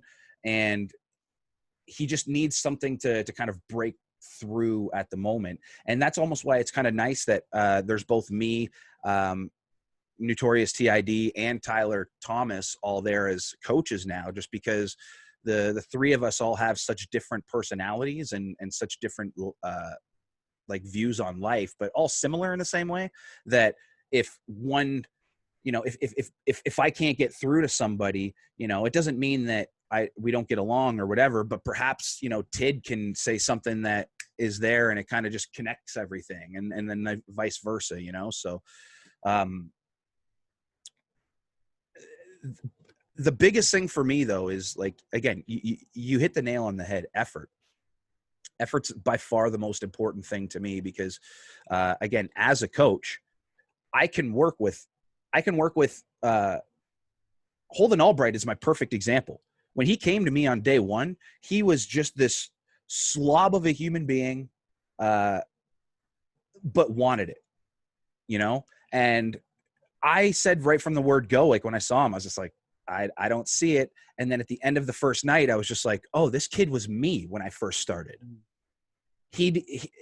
I know this kid because I was this kid, and all it took me was a class. And then once I figured out that, I figured out how to coach him, and dare I damn well say, and I'm not one to put myself over because I don't like it, I think we did a pretty damn good job with that kid. Yeah, like he's somebody where he came up and was like, oh, what should I do? And if you just said, go for a 20-minute walk every day for a month, and then a month later, he'd be like, okay, I did that, coach. Like, yeah, like when I'm saying effort, I'm not talking like, like something egregious, or, not like, I'm not talking like hazing or bullying or anything. No, that's what I mean. No, it's just do what you're told. Yeah. The effort manifests itself in different ways. Yeah. Right. Too. It's so, yeah. But a lot of people don't like being told what to do, because we live in this weird society now where, it's a weird thing that where it's almost like acceptable to like snap back at people, and like it's a hard time. Because I think people, like in the aggregate, have kind of lost the ability to communicate in helpful ways. Yeah. Where it's like, I was just using a simple example of like with Holden, because I know him pretty well and have had some like good conversations with him, but it's. Have you ever wrestled him? I don't remember. I don't think so. That would be interesting. I think you two would have a. But yeah, like, sorry if I lost my train of thought. Yeah, we were just talking about the effort that Holden Albright puts in. Yeah, sorry, it's just not like telling somebody what to do. I was just using that as an example because I know early on weight was a thing with him. Mm-hmm. And it was, how do I drop weight? He's dropped tons. Like, I barely remember what he used to look like. Yeah, it's crazy. But that's why I was bringing up the walking example, just like as that where, and it's like, I need to drop weight. What do I do? And it's just like a bit of instruction. And then if you do that and run with it and then come back, and it's just, okay, like you tried. And like, I've used that as an example because like all too often I've had people ask about, how do I get bigger, and how do I work on my body and things like that. And it's like a topic I don't even enjoy talking about anymore, because like I feel like I've been like burned enough where, you put in effort and they don't do it. And it's not like a thing where it's like, look, you don't have to listen to me. Like, you don't have to. You also don't, in wrestling, you don't have to get bigger or in better shape, right? Like, it's an option. It is at this point, yeah. If you're going to ask for, if you say that this is what you want to do, and you're going to ask for somebody's time and input, like, put in the effort. That's why I'm using the tutoring example. Like, you don't have to be good at math. You don't have to. Good, because I'm not, so I appreciate it. You're saying you do. And, you're coming to me asking you to teach you math. I'm trying to teach you math, but you're not putting in the effort to learn it. You're just expecting it to happen. That's the relationship that I'm talking about. To harp on that just a bit more. No, I get that, because what a lot of people don't understand, especially maybe when you're younger, like I understand that, like, because I've been guilty of that myself, where like sometimes you just ask questions because, you know, that's what people tell you to do when you're younger. It's like, you know, that's a lot of advice that older guys give younger guys, just like ask questions. But I almost relate it in a weird way to like studying film. Like I remember when I was younger, people used to tell me, like, because I'd ask questions, I'm like, well, how do I get better at, you know, becoming a character? Or like, how do I get better at this and this and this? And people would be like, well, study film of this, study film of that. And then I'd go back and I'd watch the film and I'd be like, I don't know if I studied that right. Like, what do they mean by Yeah. study? No, I know You what you know? mean. Yeah. And then it wasn't until I got into like kickboxing and mixed martial arts stuff that once I started to sit down with like some of those guys, like they would break down footage and I'd be like, oh, That's what I that's need. studying. It's I different understand. learning style, right? Right. And that's what I would need. So part of me thinks that, sorry to cut you off, but like part of me thinks that maybe that's what some of that is sometimes, is that it's just young guys asking questions for the sake of asking questions. But what they don't realize is that if you, and this would be some of the advice that I would give to you younger guys, because again, we're not saying don't ask questions. Please ask them, but just make sure that if you're going to put the effort into asking a question, then have the respect to follow through and at least try what that person, because you went to them, you know what I mean?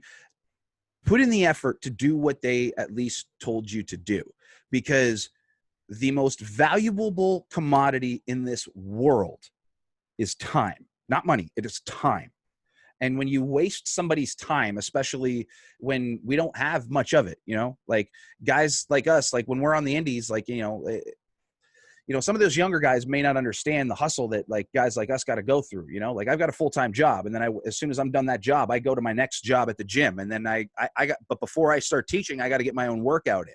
So then I get my workout in and then I teach. And then when I get home, I've got to start putting other shows together and creative stuff together. And then putting in like social media work. Like it is a never ending, constant, nonstop cycle. And like you have more on top of that. Like you have, like a beautiful girlfriend, like you have a house to take care of, you have animals, like you have all of that stuff, unless there's something I don't know about, but you have different things that you've got to like take care of. Do you know what I mean? Like you have a life that you need to take care of outside of that stuff, and that's all time. And people don't understand when you waste that, like it's like literally walking up to somebody and punching them in the dick. It's literally that. Yeah. But it kind of is, though. It's just like, why did you do that for no fucking reason? Like now you've pissed me off. And it kind of like, I don't know how it is for you, but like, that's one of the things that frustrates me a lot, is like when people I feel like they're just wasting my time. Yeah. I know. So an issue that I've had is, and maybe this will help, just others, just more as a general thing. I think you have to, if you're asking something, I think you have to understand if you're like yourself, are you asking what to do, or are you asking how to get started? And that the distinction for me it's helped me a lot, because sometimes I just need to know the first thing, or I just need a clue to kind of get the ball rolling, and not, hey, can you give me like a prescription for how to go about doing something? So I could say, just as an example, okay, I want to get better at video editing. And I ask somebody like, how do I do this? When in reality, what I want is, I want some direction to get started. I'm not looking for a mentor or anything, or like a teacher. But like that's usually how the question manifests itself, is like, what do I do? Yeah. And then so then the other side, it's okay, you do this, and this, and it can be pretty overwhelming as well, which might get somebody to back off a little bit, and it inadvertently makes it look like they're wasting somebody's time. But I think that's an important thing. It's just, am I just looking for a clue how to get started? Like how do I get bigger? Yeah. Versus like how do I where do you recommend I get started? And it's like, oh, here's a book, or here's a training program, and that might be enough, right? Because early on for me, when it came to training and stuff, that's kind of what I needed. Yeah. was that. But like, that's not the questions I was asking. Like, I was just like, what do? I don't know what to do. And I just needed to start, right? Yeah. So I hope, hopefully that's a bit more helpful than don't waste people's time. My But biggest both. But life is both. wasting people's time, right? Like, and it's not a good thing to have to be anxious about, because that's caused me a lot of problems in life. So at the same time, don't be afraid to bother people, but yeah, I guess be more disciplined in how you ask it. I think at least that's what I've learned about myself. Yeah. Because, you know, that's one thing that we also, a lot of us forget too sometimes, is because, you know, shows are just, they're some shows, a lot of shows, they're just, you're just having so much fun while you're there. And like, you just, sometimes you forget that, like, oh yeah, we're at work, you know? So like, sometimes like there's that weird, like kind of line that gets lost where you just like, you feel like you're just trying to talk to a guy. Cause like, it feels like, oh, that's a guy. But then like, you're just like, wait a sec. Like there also is a business thing here. And like there's a professionalism that needs to be like maintained. And sometimes we just kind of forget that because we kind of just get a little bit too like in the, the mode of being too comfortable, I guess, if that makes sense. Yeah, I fuck around a lot. You do, but that's why we love you, you know? So one thing that I'm super pumped about is that we've literally done absolutely zero of the questions that I normally would ask anybody during like this podcast or whatever. And I'm kind of glad that like, it's just been a bit of a nice little chat here because we can do another one because we've literally answered none of them. But I do know that I would like to at least get one thing in here just because I like these rapid fire questions. I don't know if you've actually ever watched an episode. I just assume that you haven't. I assume that nobody has. I don't want to be that guy that assumes that people watch my shit. But I have a bit of a rapid fire question thing here. And again, the whole point of this is just to try to get to know my buddies a little bit better. And I think that this is going to be a cool way for people to get to know you a little bit better because I know some of the answers already, and I'm really excited to talk about some of this stuff. So, you ready to do this? Yeah, I guess. All right. Maybe, I don't know.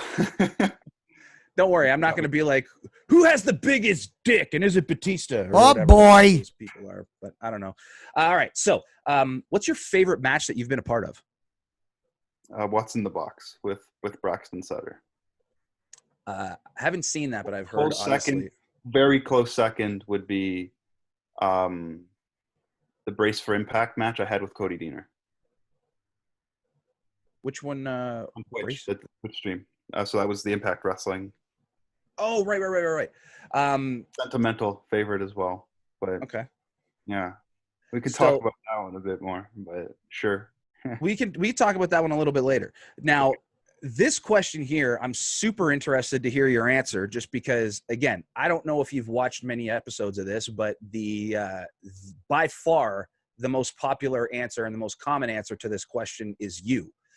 So I'm going to ask you this question. Who is on TV right now who should be on TV? Who isn't on TV? Yes. That should be on TV. Other than yourself, because, again, we all say you. I think this might be an easy answer. My answer to that for a long time has been RJ City. I'm absolutely enamored with that. And his answer was you. This is beautiful. I could talk about him for hours. I admire RJ immensely. Yeah. He's one of those guys. As a person, as every which way you can. Like if there was somebody I wish I could be, it would be RJ. Yeah, every way you want to decide to want to judge that man, I love him. I love that guy. I think of him as like a national treasure, and that we need to like protect him. You know what I mean? I'd give up everything about myself except my hammer to be him.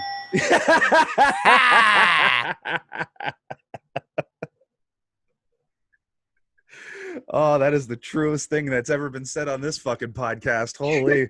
Cut that part out. Who's your favorite band? Oh my God! Right now, I think Right Pup. now, in general. I think Pup right now. Sorry. Pup. Okay. Yeah. What about like just like in general? Like, I mean, it sounds like you have kind of a couple loaded answers there. So like, what's your musical flavor? I know, but like I've It's ska, like third wave ska. But just again completely sentimental. So like, because that's one thing I I would don't think say people know over the about course you. of my life, I would say like Real Big Fish, Goldfinger, and Less Than Jake would be the three. Like they're I've not been my listening. favorites like today, like right now. I still Right. enjoy them. But my tastes have changed a bit. I've been Uh, actually listening to a lot of Less Than Jake on my because I just got Spotify, like literally just yeah. got the unlimited version or whatever, and like there's been a lot of Less Than Jake that's been hitting my earphones lately. So Yeah, they're coming out. They're supposed to have been out with a new record a little bit ago, but COVID pushed it back.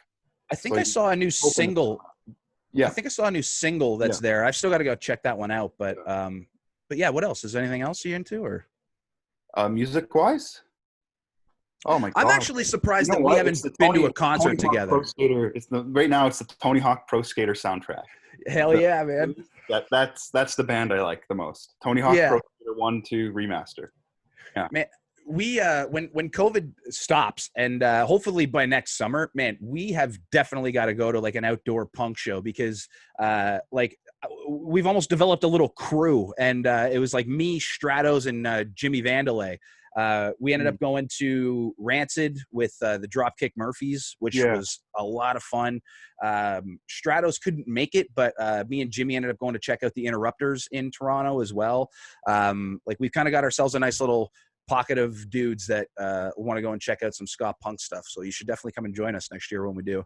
yeah. I don't go to concerts that often. That I don't know what it outdoor is. one It's was the always, most fun. yeah, it's always something like when you bring it up, I'm like, I don't know. I don't really think it's my scene. And then usually once I'm there, I end up enjoying it a lot. One of the my favorite shows I've ever been to was a Mad Caddies show at Yeah, in Toronto, just like at a small little venue. And man, like the outdoor punk shows. no, Out, it was indoor. Like this was a long time ago.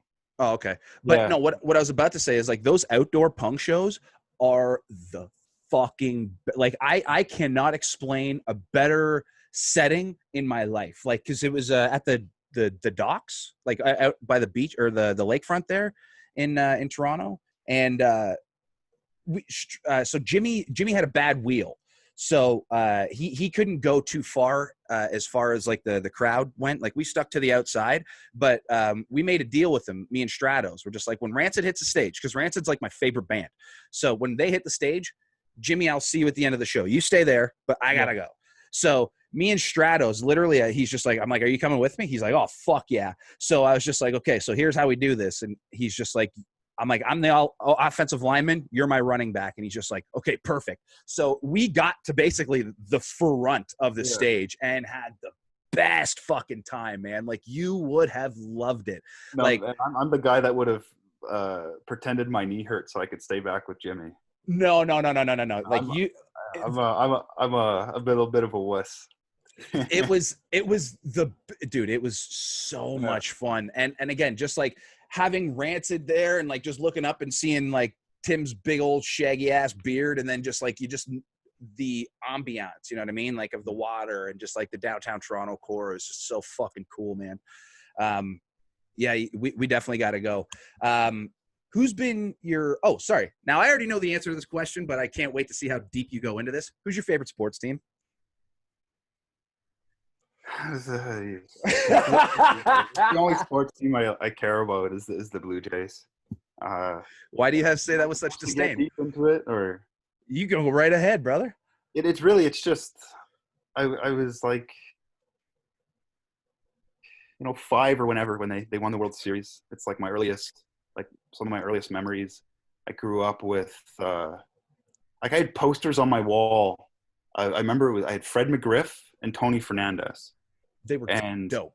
they weren't like even on the team anymore when I was like once I started having memories. Yeah. And I had a John Olerud one, which is why John Olerud is like one of my favorite players. of all time, even though I barely remember him playing.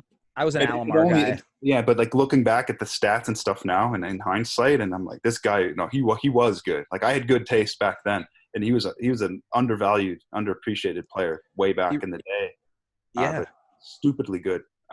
Especially for a guy that had a fucking brain injury.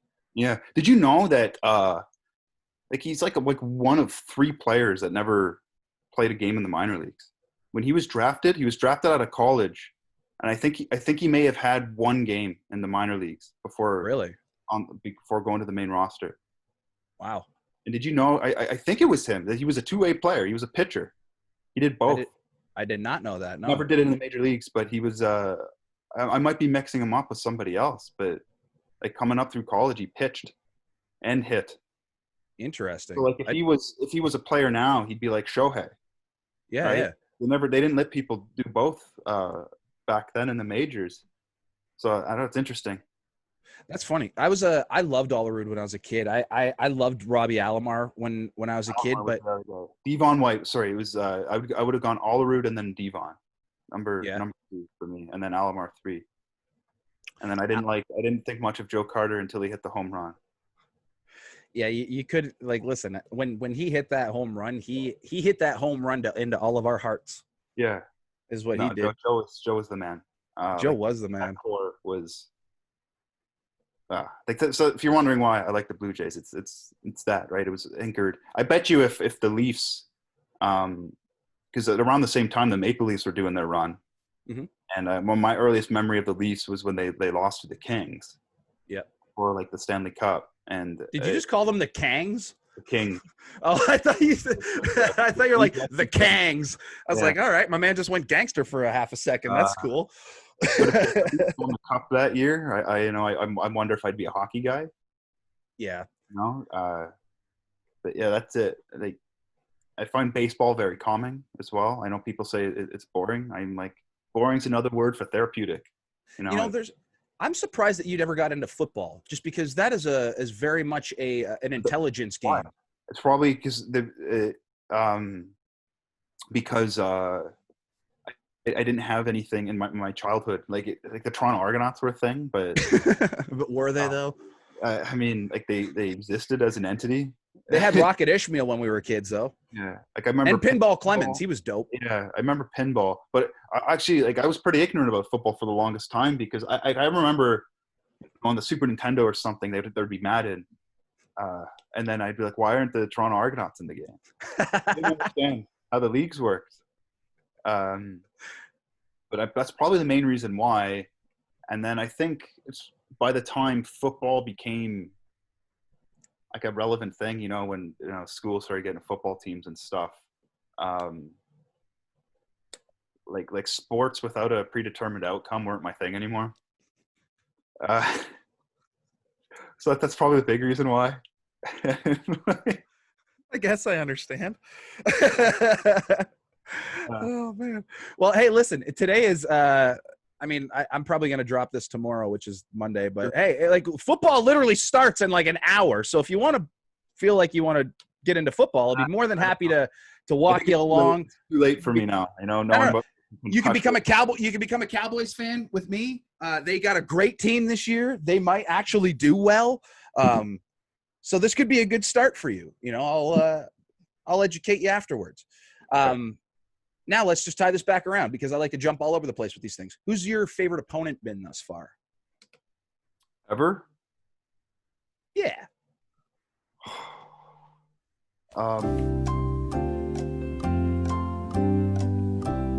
Like who's been the most joy to work with so far? That is tough. Myself. Whoop, whoop. That is the best fucking answer. Wow.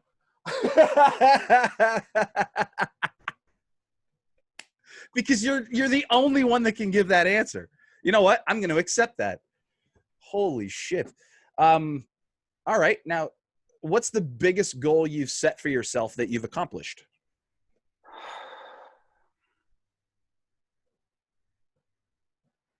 Oh my God. This one's going to sound silly. And it's probably not. I know it's a dumb answer, and it's gonna make me look like such a bitch. So, like growing up when I was watching wrestling, I like I read it was 411mania.com was the Uh-huh. site that I'd always read, and then my goal was just one day I want him to talk about me once, and I did accomplish that goal because this was a while ago. I think like back in 2012 or something when Evolve did their first show in Toronto, and some people couldn't get over the border, so they had Ash and I do like an emergency match. Mm-hmm. So I had a match with Ashley Six on Evolve, and then on the review, there was a review for the show that went up on 401 Mania, and I'm like, oh shit! And I kind of at that moment I saw it. I'm like, oh, I'm about to accomplish my dream. And then I scrolled through, and then it was like Psycho Mike versus Ashley Six. Then I'm like, I fucking did it! I fucking did it! And I scrolled down, and the guy gave it a half a star, and I'm like, doesn't matter, I still did it. I still did it. That was the biggest goal I set for myself, and yeah, I did it. Hey, you know what? That's not even a bitch answer because I don't give a shit what anybody says. The first time anybody sees their name in the back of a Pro Wrestling Illustrated is a weird accomplishment. Oh yeah, being in the magazine in Japan was pretty nuts. That I didn't even know you were in a Japanese magazine. Yeah. Oh God, I have it somewhere. That's awesome. Over there, but yeah, it was. I can't remember the name of it off the top of my head. I'm drawing a blank. If you can send me a picture afterwards, Yeah. and I'm gonna splice it in here so then that way people can have a little bit of a look ski because I'm learning how to edit now. So so fun stuff, right? That was pretty cool. I don't know what they said about me. I have no idea.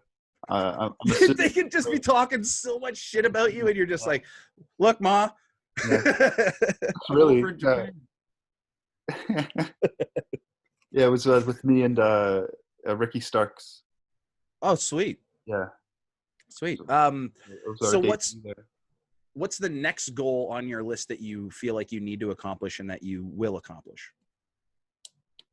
Okay. Well, I'm gonna have to modify the goal a bit since Cody Rhodes lost the title, and so the obvious answer would be like, I want to wrestle Cody Rhodes for the AEW title with the Open Challenge. But mine was specifically, I wanted to do it as Psycho Mike Zombie. So top secret project. That's what I'm working on right now. All right. That sounds fascinating. That's the goal. And yeah. Well, you deserve it, dude. Because if anybody be a zombie on television. If anybody deserves to be anything on television, it's you. So I hope to God that this top secret project that you're working on comes to fruition, man. So, yeah. So if you see ominous tweets about me dying, don't worry. It's all as long as I don't get like text messages telling me where your fucking dogs are, then I won't be worried whatsoever. Oh, okay. Well, I'll take that out of the script. All right. Thank you. I appreciate that. Now, as far as I always ask, like, who are like the first like 5 up and coming names that come to your head that people need to watch out for? But like, I don't need to give you, or you don't need to give me 5 rather. But like, who are some people that that people may not know about that you feel like maybe they should keep an eye on? Dude, I'm the worst at evaluating talent. I'm honest to God. Geez, I feel like so disconnected from wrestling right now that I couldn't even tell you. Has anybody caught your eye in the last few years where you're just like, keep an eye on this person or keep an eye on that person? Like, I'd be picking names that have already gotten people's attention. I don't know if that's fair. I know I'm being put on the spot and I'm going to come up with a shitty answer. Because like I would have like said, like Blackwood and Puff and Kevin Bennett actually. All those Buffalo guys are just well, amazing. No, I'll pick Kevin Bennett specifically just because I don't think he's gotten the steam behind him that I feel a lot of the things that I said about RJ, I feel Kevin Bennett as well. Mhm.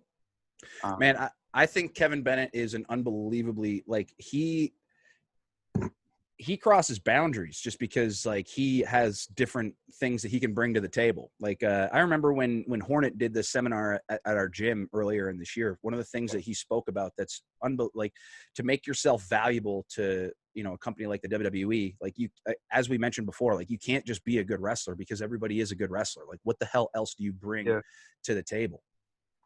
And he has something that not only can he bring to the table with his rap career, but he also has, like, this, like, underground, like, fan base that he can bring with him to all of these, like, different things, you know.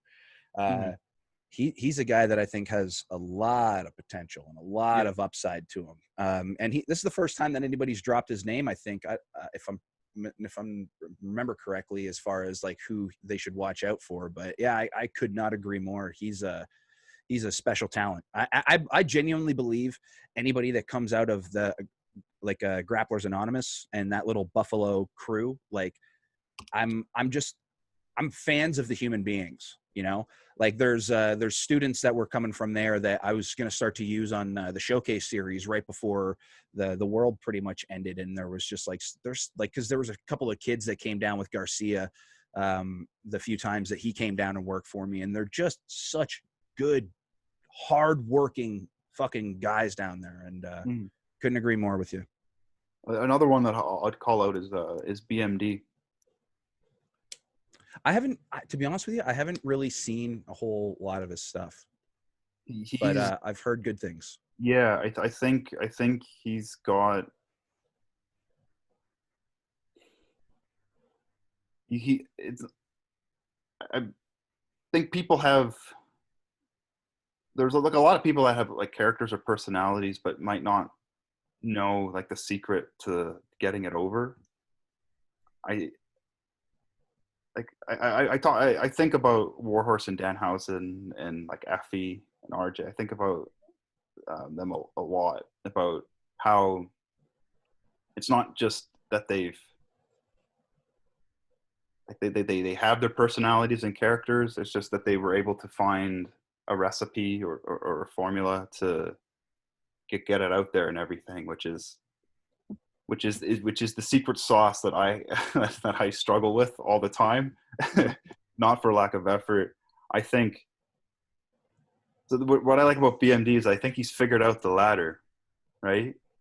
Mhm. He's just got to polish the former, and I think he's like I've watched his a lot of his clips and his videos, and he's like I chuckle a lot, I smile, and I think he just needs to polish it a bit more, and like, but I think he's already figured out the process. I think he just I needs to wouldn't make it a little bit more his own, because all of the stuff that I see, like, I'm just like, it's so blatant that you're doing the Trailer Park Boys. And the problem is that, like, you're in Canada and everybody knows what that is. You know what I mean? So, like, take the concept, but just, like, spin it just a smidge bit more. Like, the recipe is there. It's just a couple more spices I think need to be added. the word I would use he's infectious. There's something about him that I think as like a like a consumer of it, Yeah. just I want to hang out with this guy, and the way it Yeah. manifests itself in wrestling is I'm gonna watch his stuff, right? Like that's how you build relationships. Like how a fan builds a relationship with the wrestler would be to like watch their stuff. So when Yep. you see his personality, it's like I want to hang out with this guy. Well, how do you hang out with a wrestler? You can watch his stuff. I don't. Maybe I'm thinking about it too much, but No, that's I think how you get to know I think people. he'll figure it out because his ring work is he's he does things in there. I'm like, fuck, I suck because there's things I won't do. Like, oh, I'm not gonna do the 450. Like, I'm too big for that. And then he busts it out. And I'm like, God, don't do this, man. Now you're making me feel bad about myself. No, yeah, I like him a lot. And I had a match with him at the Cigar Slam show, How was and he's that? really fun to work with. The Yeah. Cigar Slam show itself, it was one where I was like, I don't know if I want to do this, and by the time I was there, I left and I went like, I'm really glad I did it. Yeah, That's that cool. was a good time. Yeah, That looked like a good time. yeah, He's one guy who, like, when his stuff pops up, I'll always watch. So Yeah. like, I don't know if that's like a compliment that I could provide for somebody, but I don't do that I don't watch everybody's stuff. And I'd certainly go out of my way to click the play button when I see his stuff come across my social media. So what's the proudest moment thus far outside of the ring for you? Oh, I think well, the other, like, one of the other coolest things I've done was when I actually had when I got a credit for the movie Tapped Out, and I had the scene with Krzysztof Szczynski. I think I'm pronouncing his name correct. The Polish experiment. It's either Shosin, Krzysztof Soshinski. Yeah. Yes, you got to And say the whole name. so it's a fun little story there, because how that started, it was Dr. Mask reached out to a bunch of us, and it was about like, hey, you guys interested in a non-union gig for, I think he just said it was like an MMA movie or something like that. And I never say no to things for the most part. Like, what's the, in this case, like, I send something in, maybe I go for an audition and just hear no. I'm like, I don't care, right? I've run into you randomly at an audition before. Yeah.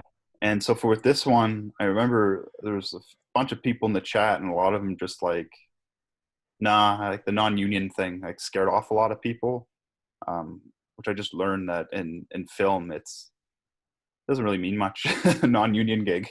But anyways, Unless you're union, then it matters. Yeah. If you're not in the union, then it doesn't fucking matter at all. But if you're in the union, then yeah, you do not do non-union. Really, all it means is there's like a quota for union people that they need, and then you can get non-union people, and it's just a difference in pay, really. But a significant difference. Yeah. So I was asking around to others, like, are you doing this? I'm like, nah, it's probably a waste of time. But I ended up showing up to an audition. It was just in Toronto. It was very similar to the commercial, but like very few people were there. And like, a lot of the other MMA fighters were like MMA, the body types for MMA fighters, they're varied, right? Because you have all these different weight classes. And at the time I was probably like 215, 220. And so I was just like, oh geez, I just walked in with like a tight t-shirt and jeans. Like, I didn't know what to, like, I wasn't really prepared.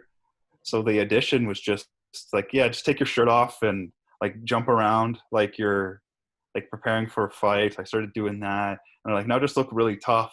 And I was just like, I just went Psycho Mike mode. I'm like, oh, I'm gonna tear you apart. I was just like going nuts. And I didn't feel awkward about it at all, but they were smiling as they did it. And I'm like, was that okay? And they're like, yeah, no, you're gonna stand out. So then I think, I don't know if Ash was there or not. But then there was a follow-up audition tryout thing, or it was actually at like a gym it was like a gymnastics gym. So we went there, and there was the stunt coordinator, and then Krzysztof was there as well, because he was cast for one of the leading parts, like it's like the big villain. So they're just running us through a bunch of choreography and stuff. So I paired up with Ash, and we're doing some of the choreography, and they're teaching us like, yeah, so when you throw the punch, like, you come this close to their face and this and that. When you punch them in the gut, you're using a lot of body English. And it's actually interesting because you can adapt it to pro wrestling stuff too. Oh yeah. But as we're like going through the drills, we're slapping our legs and shit. And the coordinator kept thinking we were hitting each other. So it's like, oh no, we're slapping our legs. And we kept getting in trouble. Not in trouble, but he's like, yeah, just don't do that on camera, because like they'll see it. Yeah. It was just funny because we'd be going through them and just like, But anyways, so at the end of it, the stunt coordinator,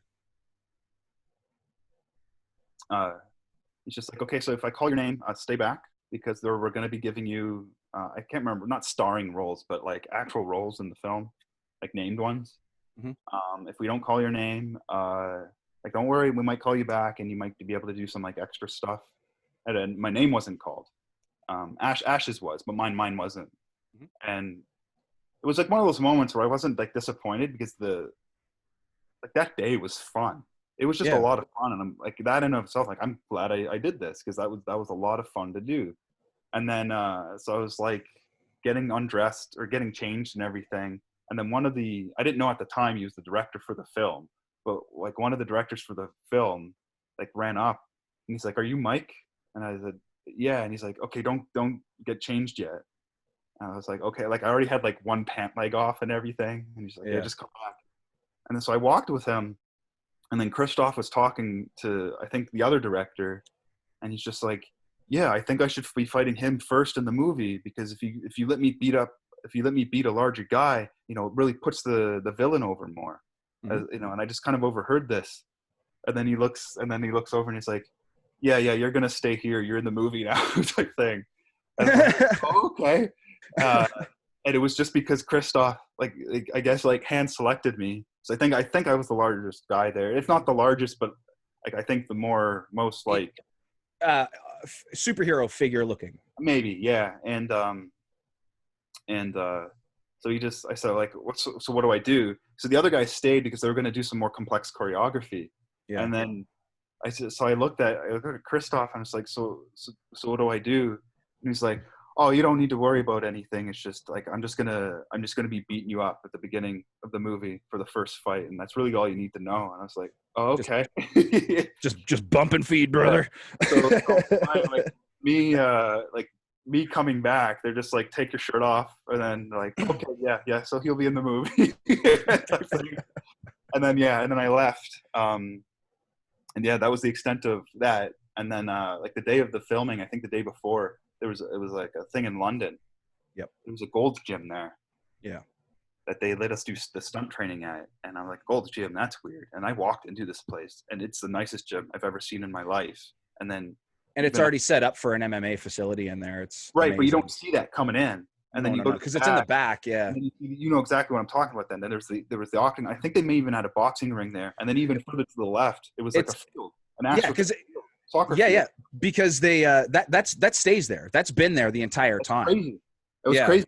So we did a day of stunt training there, and basically, I spent a few hours learning how to miss 3 punches, and then getting 3 punches, and then a Superman punch in the face or something. That was the scenes. If you watch it, it was the bell. The movie goes, or the bell ring. I missed 3 punches. He Superman punches me. I stumble back. I think he kicked me here. I fall down, and then he mounts me and then beats the crap out of me. And I'm like, this is like, I can do this. Hey man, I've wrestled Brodus Clay before. I can put him over. I can put you over. I was there for that. Yeah, and then that was a fun day. And then we get on the set, and I think my scene was second that they filmed. So it was also on the Thanksgiving weekend. So the catering was like a Thanksgiving dinner. So I basically showed up. They were filming somebody's scene. I got tried on for like a wardrobe, which was just some MMA training. Yeah.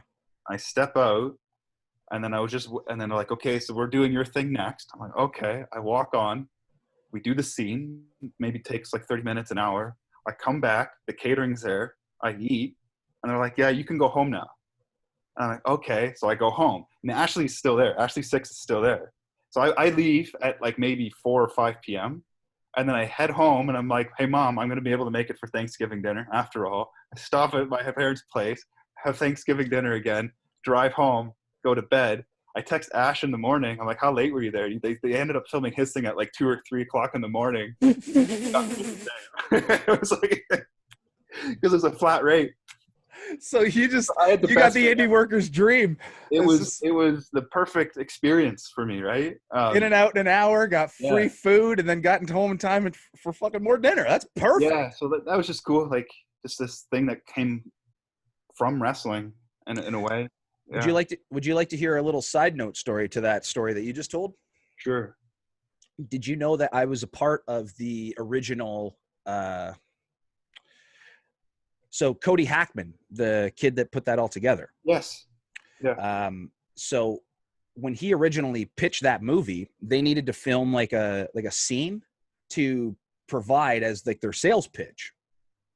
They did that at Adrenaline, and I was there. I was a part of that whole thing. Like I stayed the night with them, like, because we had to do it after hours and stuff like that. But we filmed the initial like pitch scene in there, and we were probably there for probably like fucking 10 hours or so filming all that stuff. But it's crazy because like I know a lot of it was filmed in London just because I got to go to the set for quite a bit of that, just because I got to have a small hand in all of that stuff. And then, I started to become a little bit friendly with Cody and some other friends of mine, like Danny O ended up getting a role in that movie. Yeah. I remember that. He was there too at the, because he was like announcing all the matches. So he was there. He got cast as the promoter, if I remember correctly. But there was just that movie was so close to home that of course I've watched it, and would definitely recommend anybody else go watch it. It's not like cinematic, like a genius or anything, but it's certainly a very fascinating, interesting movie. Instead. Yeah, that's kind of what it is. It's actually it's a much better film than I thought that it was going to be when I sat down and watched it. But when I heard, because I was kind of on the outskirts of wrestling at that point, when I heard that you got one of the roles in there, that was like one of the coolest things that I heard, because I was just like, I knew that they were looking for local guys, and for like one of my actual like wrestling buddies to get a payout and like a spot in this amazing movie that's going to get seen by people was just a real cool thing to hear. So that's kind of neat that your proudest moment outside of the ring is one that I actually kind of got to help get going, which is kind of sweet. So the last question I have for you during this whole rapid fire thing, that's real rapid fire, by the way.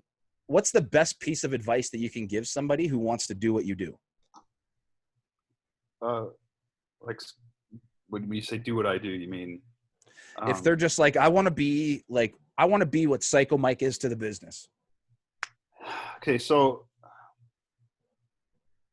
I've answered this question before, and the answer I've given is to that idea of be yourself and turning it up to 11, to not take it so literally. And it took me a while to figure that out. And the reason is that I think it can get misinterpreted we've been talking for about 2 hours right now. And if I were to turn myself up to 11, would I just be talking a bit louder or whatever? Like, I'm not, like, this isn't a pro wrestling character that you're talking to right now. So when it clicked, it wasn't turn yourself up to 11. It was find unique traits that you have and then embellish those, like turn those specific things up to 11. And for me, it was, like I noticed it was my eyes. Like my eyes I have like big eyes. So like as we talk, I tend to, I don't know, like open them up like this a lot. So I just like do that more. And there's, just a unique, I guess, character trait. I tend to move my arms around a lot, especially when I was doing drama class and things like that. Like the teacher would always want me to stop moving my arms around so much because I have long arms, and I would just kind of look like a monkey, like emoting all the time. So they'd have me do drills where I'd keep them close to my side, but like, well, now I'll wave my arms around a lot, and things like that. And then after a while, like you kind of just become the character. And so if you were to see my personality right now, it doesn't match my personality in the ring, but I would very much say that I'm being myself in the ring. And at a certain point, you stop thinking about it. At least for me, when I had the mindset of be myself turned up to 11, I kept thinking about like, okay, what is myself to turn up? Like, what knob am I cranking up? And then once I was just able to define like those specific characteristics, like it's easy to just open your eyes more. It's like, oh, okay, I can do that. Like there's the answer. Okay, I'll do that. And then, those things just kind of started adding up. And then I don't think about it anymore. And now I am being myself. So I guess at the end of the day, I am myself turned up to 11, but the process was a lot different to get there, if that makes sense. It does. I think that's actually great advice. And it's like for a dentist in real life, right? Yeah. Like, don't be like a dentist cranked up to 11 necessarily. It's like, I'm just using an occupation as an example, right? But it's like, what's like, what makes you you? Like, what are those personality characteristics? And like crank those up to 11. And then like, now you're like, not like a dentist in the wrestling ring, but you're a dentist in normal life, and you're a pro wrestler in the fantastical life, and you're like the same person, but like the results different, if that makes sense. It does. Yeah. That's very similar to, I kind of stole this from Danhausen, because I've been trying to figure out a way to relay this information to my students. And It's a then perfect example of it.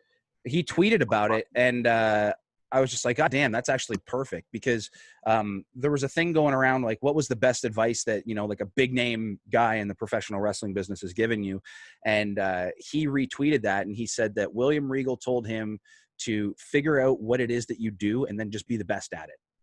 Mm-hmm. And I find that exactly what you said and what he said are literally the exact same methodology, essentially. You know what I mean? It's like you figure out what it is that makes you unique, and what is, what makes you you. And then if you can capitalize on that and you can turn those things up to 11, then yeah, I think that certainly makes you a lot more unique than everybody else, right? So I'm going to expand on that a bit. Please do. This might be a controversial idea. So there's this idea of pick one thing and then be the best at it. Now, there's actually some literature on this that I read that I can't recall off the top of my head. So I'm not like speaking out of my ass about this. Right. There's like some academic backing to it. Now, so if you take something like you want to be the best singer in the world, right? And you can get to, so there's a population of singers, and you could be in, like, let's say that 80th percentile somewhat easily, like comparatively easily. And then to get from the 85th to the, get to the 85th or the 90th, requires substantially more effort. And to then be like the best, or in the top 2 percentile, like the top 2%, it requires like an extraordinary amount of effort to get there. And if you are there, you can then say, I'm the best at something, and that is therefore like my unique trait. But it's very competitive to do that. And it's kind of like this arms race where there's like a point of diminishing returns as well. Like I was saying, like you can practice and still be a very good singer, but you might only be the top 80th, right? 80th percentile. So there's something that I thought was very interesting, was that there are people that have a uniqueness. Their uniqueness is a combination of talents that you don't normally see together. So let's take like I'm going to use Justin Timberlake as an example, but like he's probably not the best singer in the world, but he's a really good singer. He's probably not the best dancer in the world. He's a really good dancer. He's not the best actor in the world. He's a really good actor. And he might be only in the 80th percentile, let's say, in each. How many people do you know that can sing, dance, and act that well? Like, that's a very unique, right? So, and I'm not saying this was like a deliberate thing that I've never met the guy, never spoke to him, never read a thing about him, but. You mean you don't hang out with Justin Timberlake? No, not anymore. Not since he broke up with Britney Spears. You had something there, but that's fine. Right.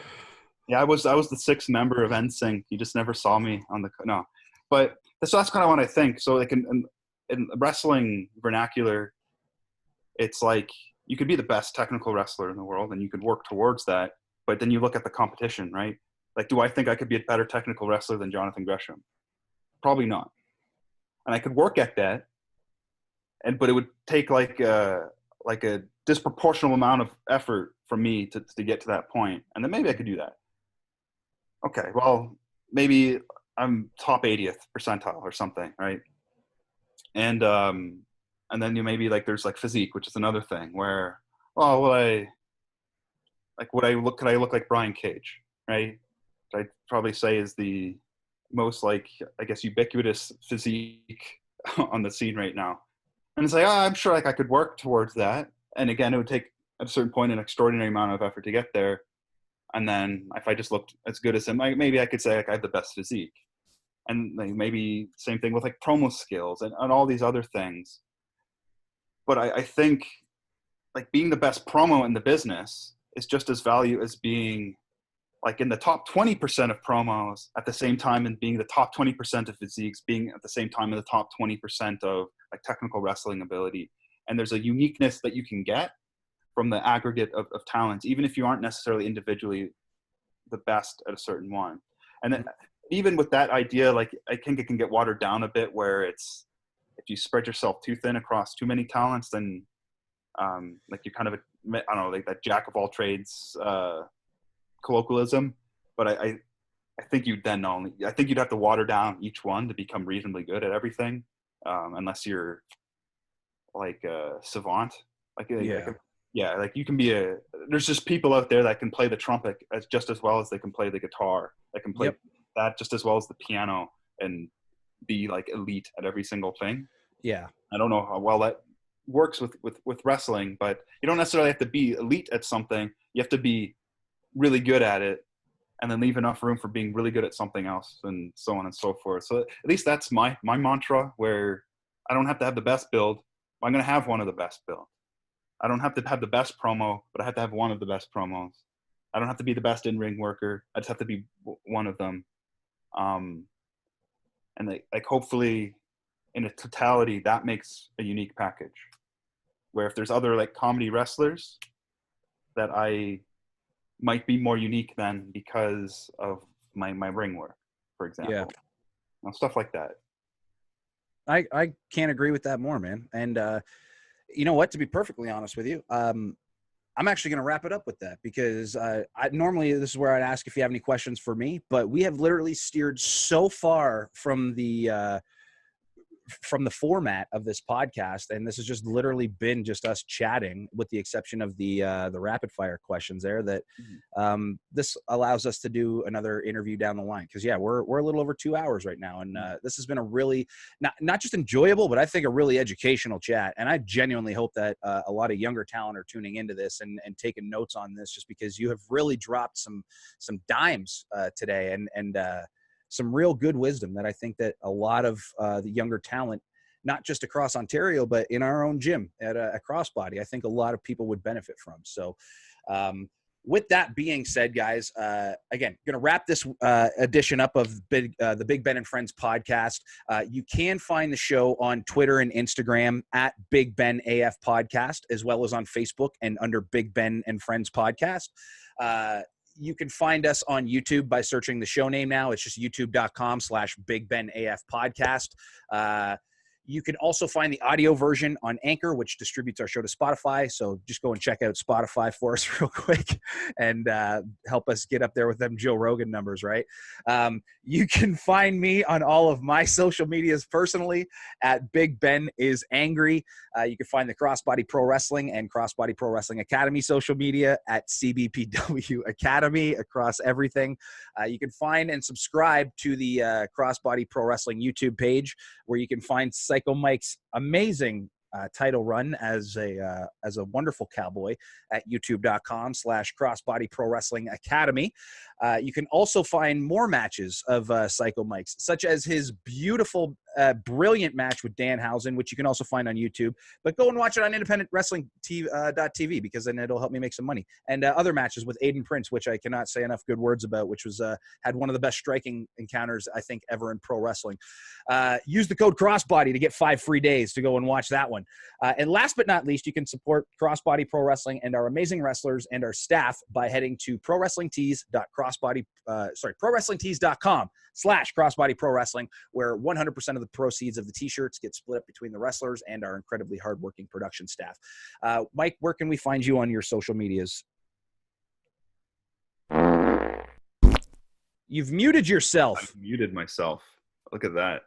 Well, you went nuts so far on the camera, and you must have hit buttons. It's I am Pyscho Mike on everything, which is probably a dumb handle, because I think most people don't know how to spell the word psycho off the top of their head. Unbelievable, isn't it? It's a hard word to spell, but yeah. Well, go find Pyscho Mike. Go follow him if you don't already. I'm sure that if you're watching this, you probably already do. But if you don't, go follow him. This man is an absolute gem. I think that he needs to post more on social media, but that's just me personally. Do you have any final comments that you want to say before we head out? No. Well, honestly, dude, thank you so much for doing this. I know that you don't like doing a whole lot of podcast, and it's funny because we kind of really didn't. We just pretty much shot the shit for 2 hours and just recorded it, and we're going to call it a podcast. So thank you very much for doing this again. I love you. I can't say enough good things about you. Thank you, everybody, for tuning into this episode, and hopefully you tune into the next one, and we'll see you guys later.